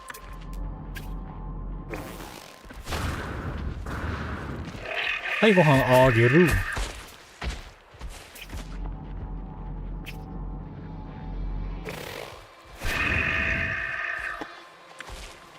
先回り。あ、ミッション成功やん。やったぜ。てんてんてんてん。てんてんてんてん。ごめんって。ごめんって。そんな責めないでくれよ。ごめんって。6-7って何のネタやっけ。あ、またミッション個別になってる。なんでだ。完了します。Thank you。これまたバグってないかな。あ、水銀ミッション終わりましたね。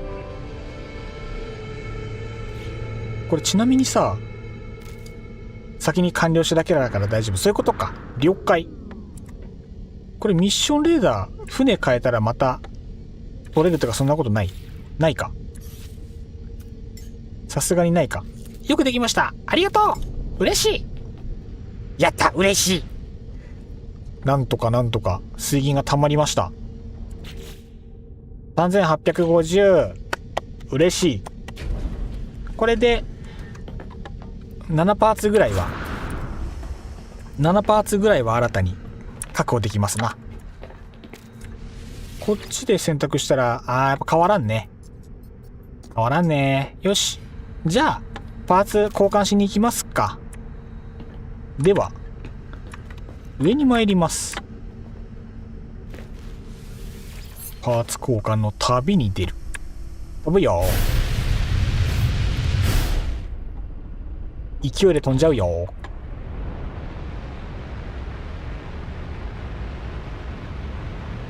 俺貨物船呼んだっけか。あ、慶太郎さんのか。あれごめん、乗っけてきちゃったけどよかった。何も考えずに発射しちゃった。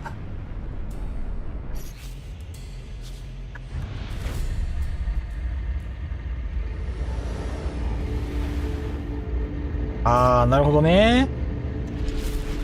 慶太郎さんから見ると水銀ミッションだけど、ワイのはもう終わってるんだ、今ので。なるへそ。バランス調整されとるな、これ。入場するでーん。オーライ。よいしょ。大丈夫？今なんかワイの船の上で慶太郎さんがバグったように見えたが、ちょっと不安な動きをしてた。これ今水銀でアイテムを解放してくるで。これで建築が楽になる。楽になるというか、ジャンプしてたら置いてかれた。何しとんねん。何しとんねん。こんな宇宙空間でふざけるから。こんな宇宙空間で飛び跳ねたらそうなるよ。なんてことを。よし、じゃあ水銀アイテム交換します。よいしょ。ではアドバイスください。明るいのはどれ？明るくなるのはどれだ？明るいかつなんかオシャンティーなやつ。ランタンケルプとかなんか良さそうだよね。明るそう。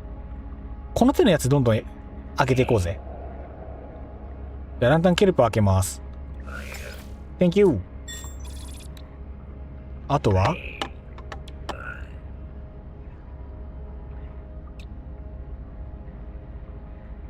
〇〇のろうそく台ってやつ。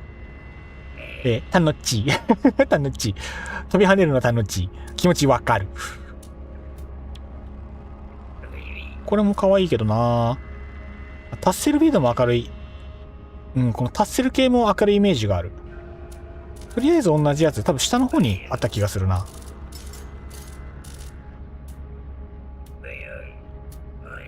最初期の方のこの辺もね、本当はどんどん開放していきたいけどね。国風さんと遊ぶの楽しい。嬉しい。最大級の褒め言葉。むしろ感謝やで。嬉しい。なぜかね、水槽とかだけは多分最初の時に、これか。枝付き。これだね。開放します。Thank you。確かこの海のクリスタルもさ、これ光るよね。これいいんじゃない？開放します。あとはどれだろう？なんか光りそうなやつ。光りそうなやつ。うん。愛は定期的に吐かないとね、嬉しい。やっぱ言葉にしないと伝わらないものってあるからね。言葉にするって大事よ。これか。拡大キューブガジェット。これもなんか、光源になるよね。800か。800だって。悩むね。てかこの果樹とか、この植物系も本当はあればいいけど、後で考えよう。水銀ミッションやっぱこまめにやって、明るそうなやつどんどん。確かさ、これ、石庭でいいのかな。これ明るいよね、確か。結構明るかったイメージがある。なんかすっごい分厚いバイキンいる。気になる。めっちゃ見て。とりあえずこの辺適当に買ったら見に行くか。これと、グローブツリー。この辺もなんか可愛いけどね。あと何があるだろうか。これか、虚無の卵。これだ。3200ですか。1000個までいけるんだ。絡み合った木。毒々しいね。ねじれた茂み。わあ、このステッカー。これバナーか。ステッカーの方が欲しい気がするが。いてついたプランター。この辺もね、可愛いんだけど。あと何がいい？みんながたまにつけてるのこれか。泥の小屋ってこれのことね。これもあるとおしゃれで便利なんだよな。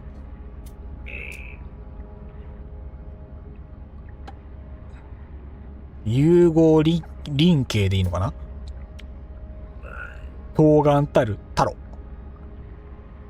グロいな。この辺も光りそうだけど使いどころ難しそう。プロテアホイール。キチン室のケージ。こういうのあるとね。何これ？神話ビーコン？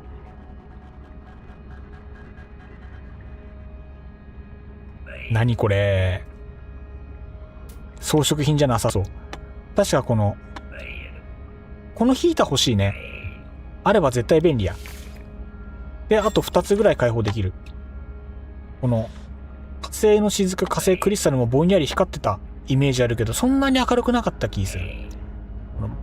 バブルバットとかあると便利感じがする。バブルバットとバブルダクトがあると、これ確かぼんやり光ってたイメージあるんだよな。いやー、でもどうなんだろう。クラシックチェアも本当は開放したい。これが、前回ひまじんさんが設置してくれた椅子よね、多分。それが800だから、それ1個あると話が早い。これも800なんだ。へえ。合成コアとかその上のやつ中2だよ。へえ。さっきのこれか。中2パーツか。嫌いじゃないがどうしよう。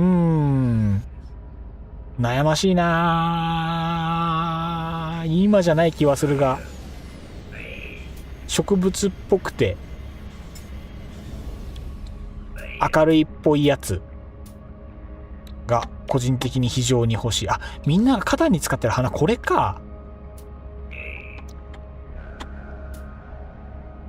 これね、サイン看板ね。この辺も購入すれば話早い。ホログラムとかもあるから、これも。工業用クレーン、これか。これも本当は開放したいんだけどな。何にも開放しとらん。あとこれか。タッセルツリー。宙に浮いてるやつ。これも開放しとこ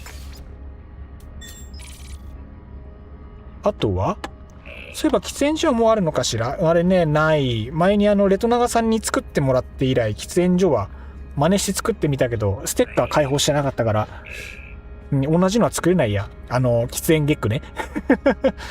あれいいよな。あれめっちゃいいんだよな。は成熟タッセルツリー、これか。タッセルリリー。で、タッセルリリーはコピーして使うから、今回はいいや。そのうち自分でも開放したいけど、タッセルウィードか。成熟タッセルリリーと普通のタッセルリリー2つあるんだ。種類多いな。いや、結局全部欲しいよね。水銀がいくらあっても足りない。喫煙所もまあ、いずれ欲しいな。結局じゃああれだね。暇な時間水銀をゴリゴリ解放してって、ちょっとずつパーツをこの辺解放していかなきゃいけない。やっぱ毎日やるしかねえんだな。かかるでー、こりゃ。かかるで。いや、どうしよう。いいか、タッセルリリー解放するか。もう設置してもらってるやつだけど、コピーすればなんとかなるけど、それとこれとは話が違う。自分で生成してやれるようにすることに意味がある。解放します。はい。一旦 OK。今日自分喫煙所ステッカー解放した。あれってもう喫煙所ステッカーっていうもうそういう認識なんだ。みんな。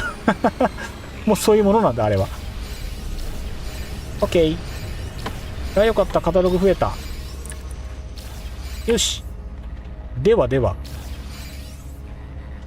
どうしよう。ワンチャンここでバグを恐れずにもう少し頑張れば、まだ水銀1200ぐらいは集ま、これ、数一緒なんだ。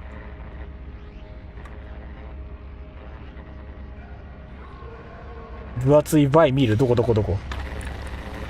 分厚いバイキン。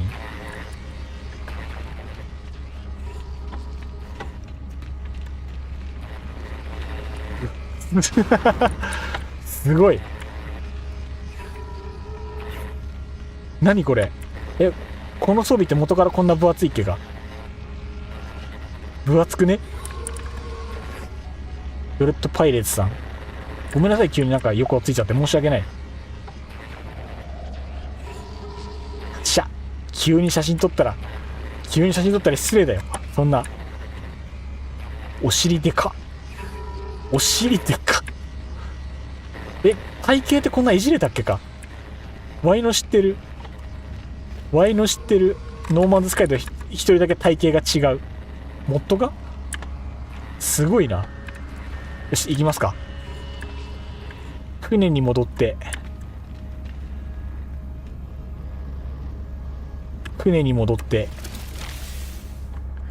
戻ります。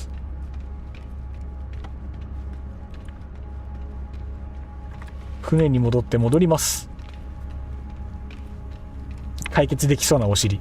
パワーでね。パワータイプのお尻や。パワータイプのお尻。戦闘民族的な筋肉のつき方してるお尻だった。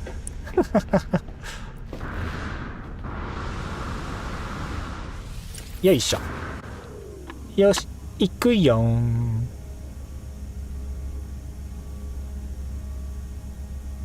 出発進行。よいしょい。乗ったように見えたから今出たけど。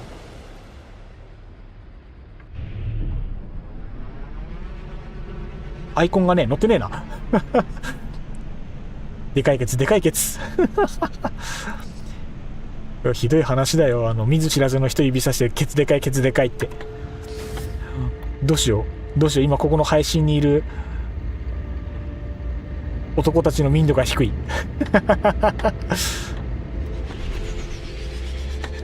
実に低民度。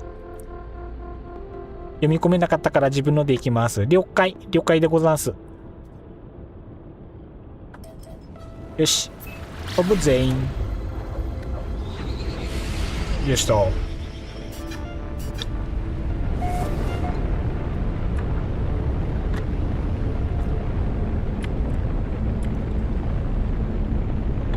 まにはまともに着地してみるか。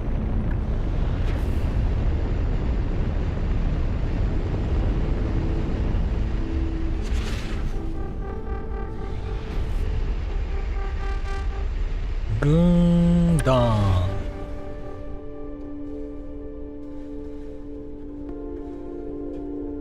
着地鬼難しいというか、多分無理なんだよね、構造的に。バックしないと止まれない構造だから、結局適当なところに着水して自分で手動で止め直さなきゃいけない。本末転倒やで。やっぱりなんだろう、実用性考えると、ここのこれもさ、構造としてはまあちょっといまいちだよね。失敗した。こういう感じになっちゃうもんね。よしと、じゃあちょっと軽く止め直そうかな、せっかくなんでね。この辺に行こう。ここはお尻びっちりくっつけて大丈夫なんでね。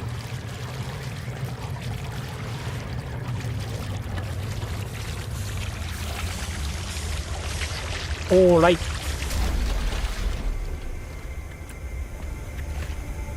やっぱびっちり止めるとやっぱ貫通したけど貫通したけど、この当たり判定何？ちゃんとびっちり止めるとね、非常に塗り寄りが楽な構造になるから。これよし。さて、あれ？そっか、そもそも建築してる星ここじゃねえや。ケトラさんごめん。あ、今もしかしてちょっとお告げが降りてきたんで、増刊してきます。いってらっしゃい。増刊してきてくださいな。じゃあその間にはまた建築の続きやっとるね。いつもの月の惑星でやっちょります。ヌマルトフォールで行ってきます。わーっとどっこいしょ1。今で16時半か。なんか適当なとこでお腹空きそうだな。これどうしようね。すごい半端な時間で始めたからあんまり何も考えてないや見て見て、これワイの船の背中や。ワイの船の背中。ちょっと適当なとこに停車してくるか。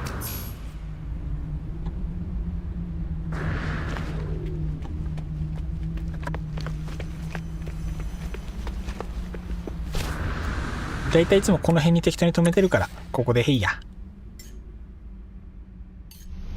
よし、オッケー。そういえばこの下に駐車場作るって話もしてたけど、まだ作ってないね。どうしよう。装飾なんて時間解けるから後回しでいいから、先にこいつに足生やして、なんかもっとちゃんと基地っぽくするか。それでもいいな。じゃあちょっと足を作り直して基地っぽくしよう。なんならこの下を駐車場にしよう。間違った。絶対消しちゃいけないとこ1個消した気がする。いいや。慌てずゆっくり。大丈夫、基地は逃げないから。ゆっくり行こうぜ。落ち着いてね、ゆっくりね。人間焦るとろくなことにならんから。オッケー。オッケーだっちゃ。ダーリン覚悟するっちゃよ。登ります。上さ参ります。やべ、これ上すぎたわ。一個下に参ります。どっか間違って床抜いちゃったからそこを埋めよう。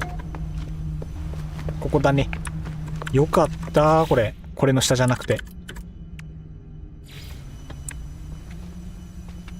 向きちゃんと合わせてね。 OK。 この辺もまだちょっと殺風景だからね。この辺もそのうち少し手直ししたい気持ちはある。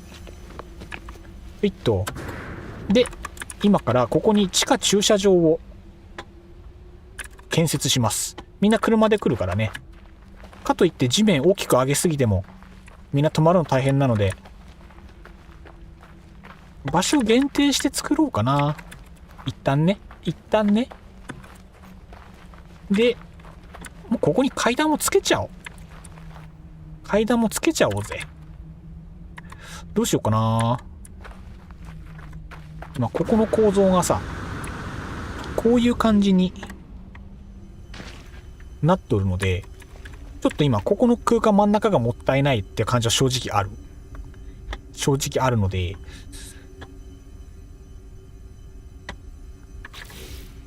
一旦こいつ持ってって。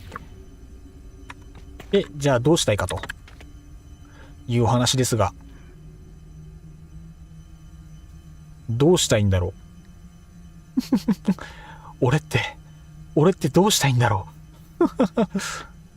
どうしようかな。ここの真ん中のここに手すり的なやつは設置したいか。できないんだよね、これね。この中間とかに設置がね。ので、こいつをこの中間に設置するためにちょっと小技を使いたいんですが、こいつを一旦消して、で、ハーフ床、小技ってことでもないけどね。ハーフ床を置いて、で、確かこれでこの端につくんじゃねえっけ。つくよね。オッケーオッケー。で、これ消して、床戻して、小技。オッケー。これで1個間が空いたので、こいつの向きも丁寧に揃えまして、で、ここを押し広げて階段をこさえます。頭の中にあるイメージでざっくり作っていくんですが、こんな感じでいかがでしょう。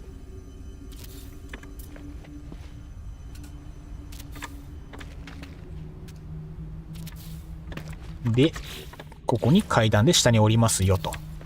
こんなイメージ。間違って。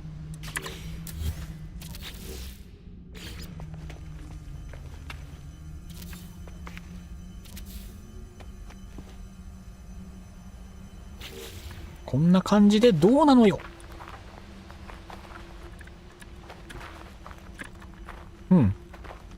一旦ね。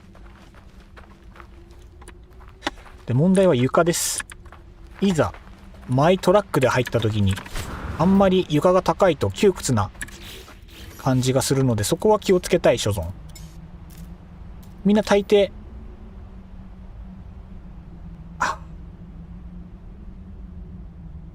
忘れてた。この星にあれ設置してね。いい機会だから設置するか。隠して設置しとけば大丈夫でしょう。この辺にね。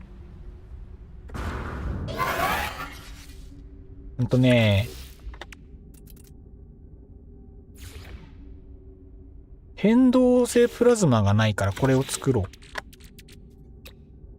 変動性プラズマ、カモン。よし。オッケー。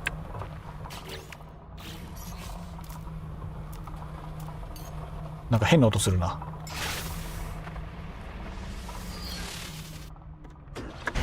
飛ばすぜベイビ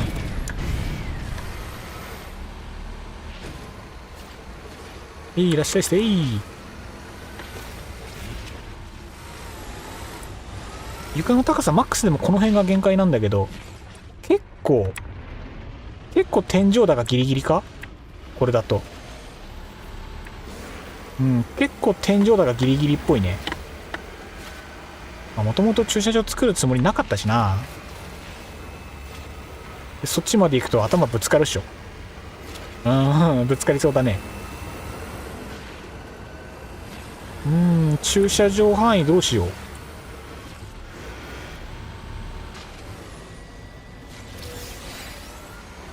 多分多くても車両4台ぐらいかな。みんな車両で来るかな。いや、発着場作ってるし、半分ぐらいは乗船で来るでしょう。ので、3台分、4台分ぐらいの駐車場を作ることにします。一旦、この辺に止めといて、仮にちょっと床張ってみよう。どのぐらいになるかな。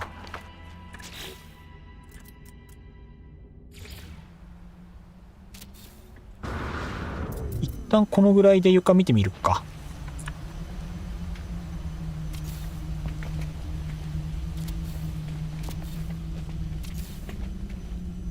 このぐらいが限度かい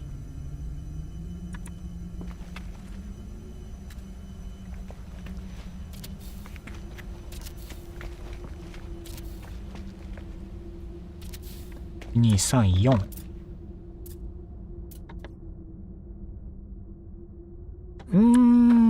どうしよう。こっちも4広げらんないしな。まあ、範囲がないもの4広げる必要がない。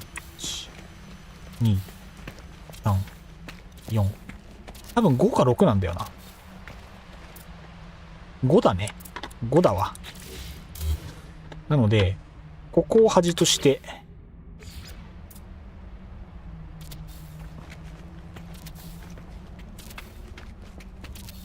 このぐらいが限度か。で、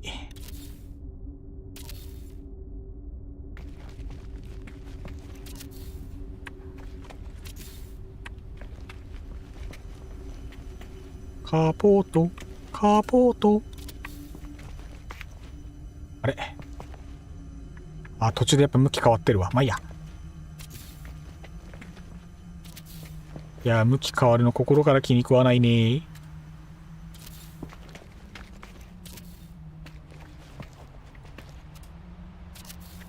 綺麗に並びなさい。綺麗に並ぶことを強要する。俺は君たちに美しく整列することを強要する。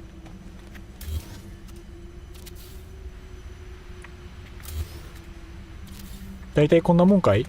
この辺もかい？だいたいこんなもんでねえでいい？だいたいこんなもん。反対側にも一応伸ばすか。せっかくだからね。で、5枚。とりあえずの5枚。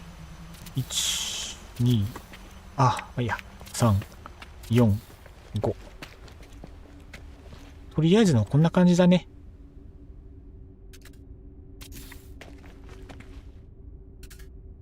目印だけできたら、あとは、だいたいいい感じに、だいたいいい感じになるように向きを合わせていく。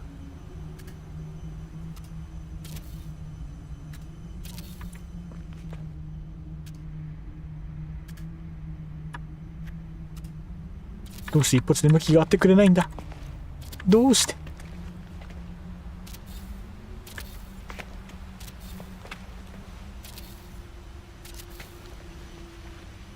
一旦こんなんで向きがおかしくなってるやつは一個一個直していくよ。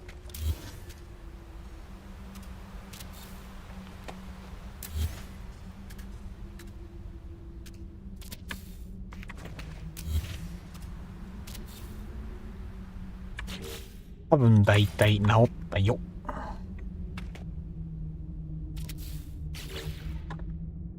OK。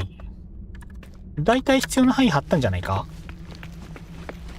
で、サイドに階段をつければ、まあ、ざっくり駐車スペースになるよね。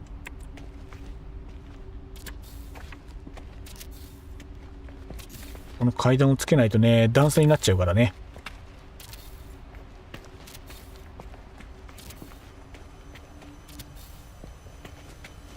よしと。一応どっからでも車が登れるように、こんな感じで階段をつけていく。よし、これで車は自由に出入りできるんじゃなかろうか。で、ここの階段は1枚不要になるんじゃなかろうか。で、ここはなんか適当に塞いで、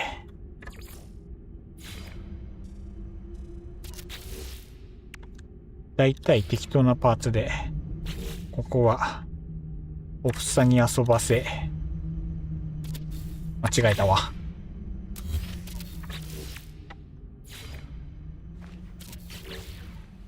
ふむふむ。ふむふむ。なんかそこに入りそうだな。後でなんか放り込もう、そこにも。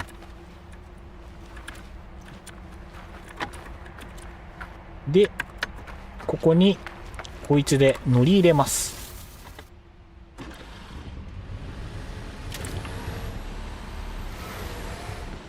全然視界悪い。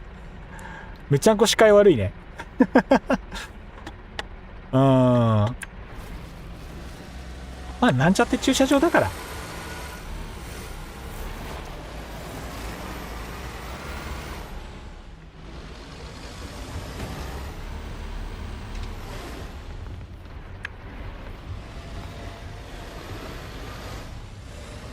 おらいおらいおらいおらい。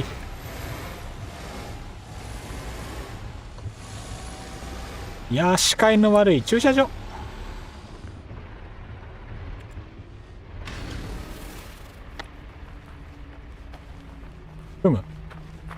まあ、ここにずらっと並べたら、なんか綺麗な木は、するけれど。綺麗な木はするけれど。ビチビチに詰めれば結構な数は止まる。まあ、しんどいよね。適当にライン引くか。これ見る限り、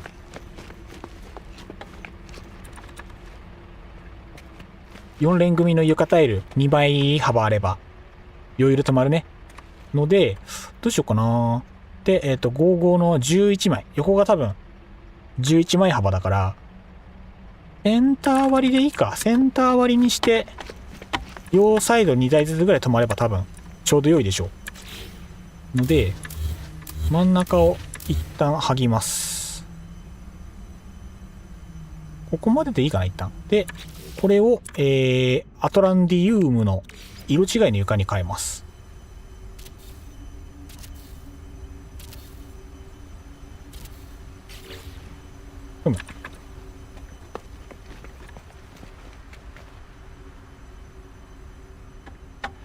で、頭がそこだから、これも、1、2、3、4、5でいいかな。で、1、2、3、4、5と。ここを頭に。ここは2枚ですね。2枚。3枚だな。端っこ映るし。OK。で、センターここにしたから、さて、どうしよっかな。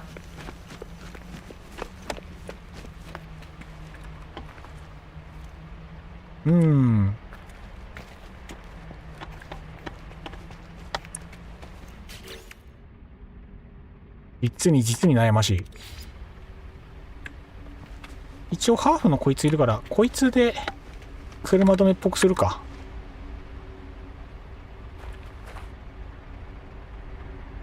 真ん中から、これで割ると何枚設置できる？ 1、2、3、4、5、6、7、8、9、10。10だけど、2台止めたいから、真ん中1個開け、1個。2個。なんか変なとこついたな。そういうこともあるよね。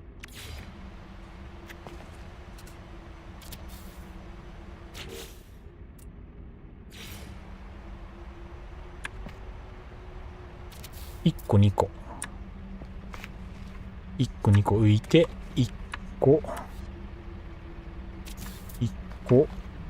2個。一旦こう。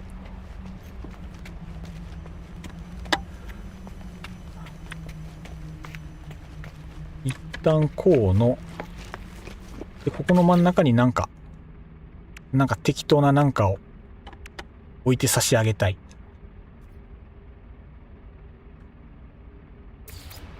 でか。でかい。説明不要。何がいいだろうか。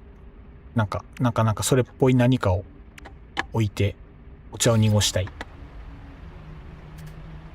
こうなるんや、これ。これ長いやつか。これ長いやつだ。一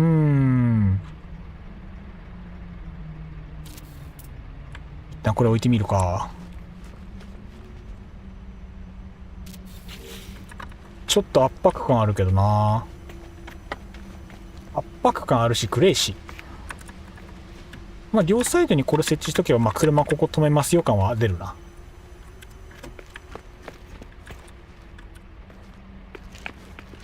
なんかここに明かりをこう。何がいいだろうか。まあ、一旦この辺でいいか。とりあえずね。車を置く場所だから。一旦こんなもんで、こと足りるんじゃなかろうか。ダメか。ダメ？なんかいまいちセンターどの辺だろうね。この辺か。センター。ふ。センターオブジアス。まあ、駐車スペースっぽいのではないでしょうか。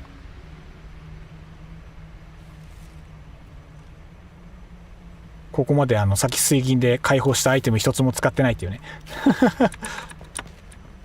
本末転倒もいいところや。あ、でも、あれだね。暗くても駐車スペースって一発でわかるね。とりあえずはね。こっちが幅やばいか。そもそも床奥まで設置してないから行かないかもな。できた。できた。早いね。仕事が早い。いいね。仕事は早いのいいことだよ。駐車スペースやっぱ3台分でいいや。横幅足りないし。そっちはまあついでってことで。ノリと勢いで参ります。えい。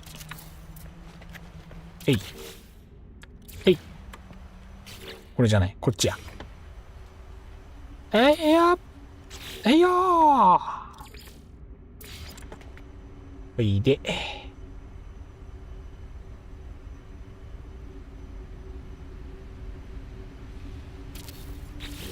よし。こったらもんでええんじゃねえかい。一旦ね、結局3台分でとどまってしまったが。まあ、一旦こんなもんでしょう。で、上の階と同じようにアトランディウム塔を適当に設置することで、なんかいい感じにしたい。で、ここの階は手すりを自由につけても大丈夫な環境ではあるはずなので、手すりを、せっかくだからアトランディウムで、つけていこうじゃないかね。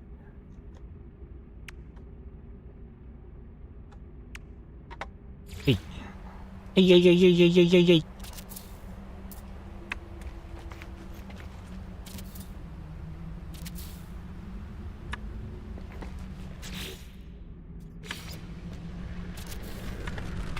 果たしてこのパーツの使い方が合ってるかどうかはもう完全に別として。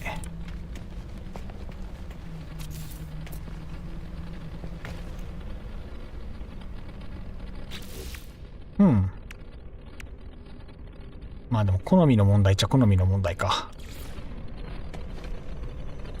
パーツ数増えちゃうんだよな、こうすると。悩ましいな。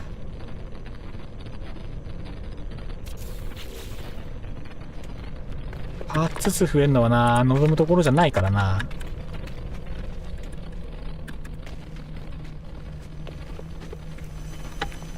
で、真ん中の空間余るのを結局防げてないから、これはちょっと考えものではある。やっぱここの場所2つ少し変えるか。その方がいい気してきたな。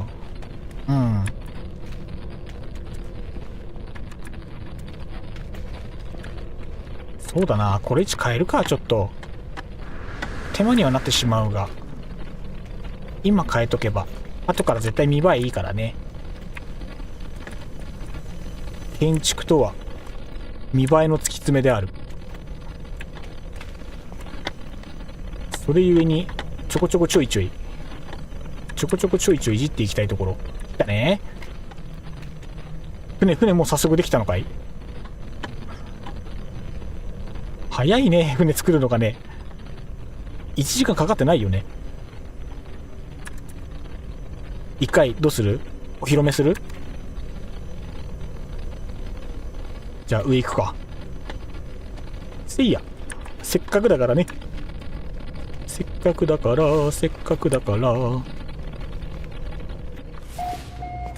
へいしょい。どっこいしょいち。はいしょー。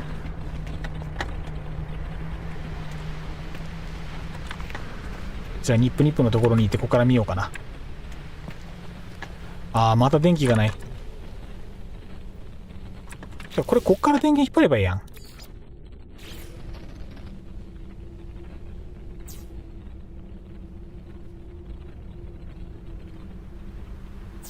えい。あ全部枯れとるが。全部枯れてなくなってるが。ずっと放置してたから。長ーい説明不要。大丈夫、大変なことになってるけど。もうこれ読み込み完了しとるんか。とんでもないことになってるな。とんでもないことになっているわね。鉛筆だ。完全に説明不要。完全に鉛筆です。本当にありがとうございました。シンプルイズベスト鉛筆。いや、ボールペンかすごいな、これ。棒だね。ちゃんと武器もついてるね。コックピットもしかして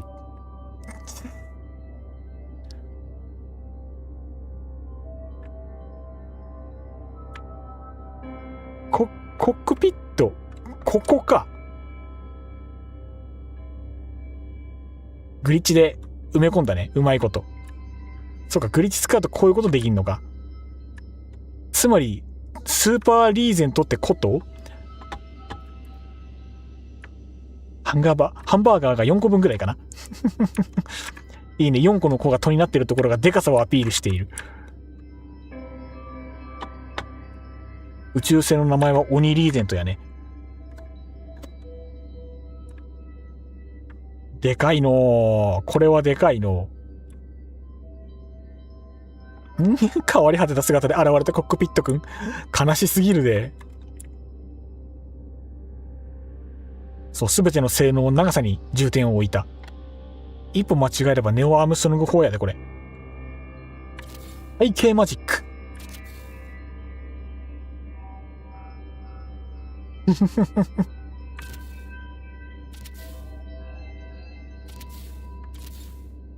すごいぞ、かっこいいぞ。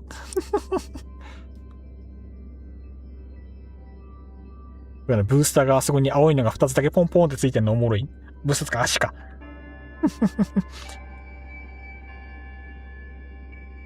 槍飛行機イメージ。そういえば他の人は遊びに来ないですね。で、時間帯合わないんじゃない？だって。みんな、なんか、イメージ的には普通に仕事してて、なんか、夜型もしくは、普通に今の時間寝てて、活動時間が夜の人とか。なんか、そんなイメージがある。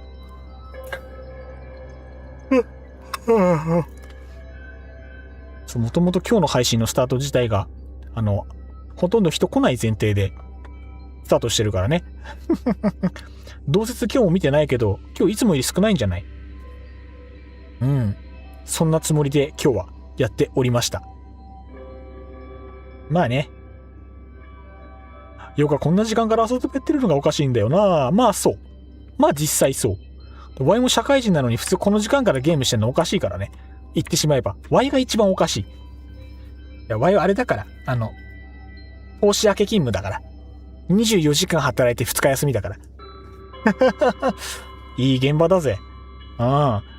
1日働いて2日休みとかいう神現場だから。まあ24時間働くせいで眠くて寝るんだけどね。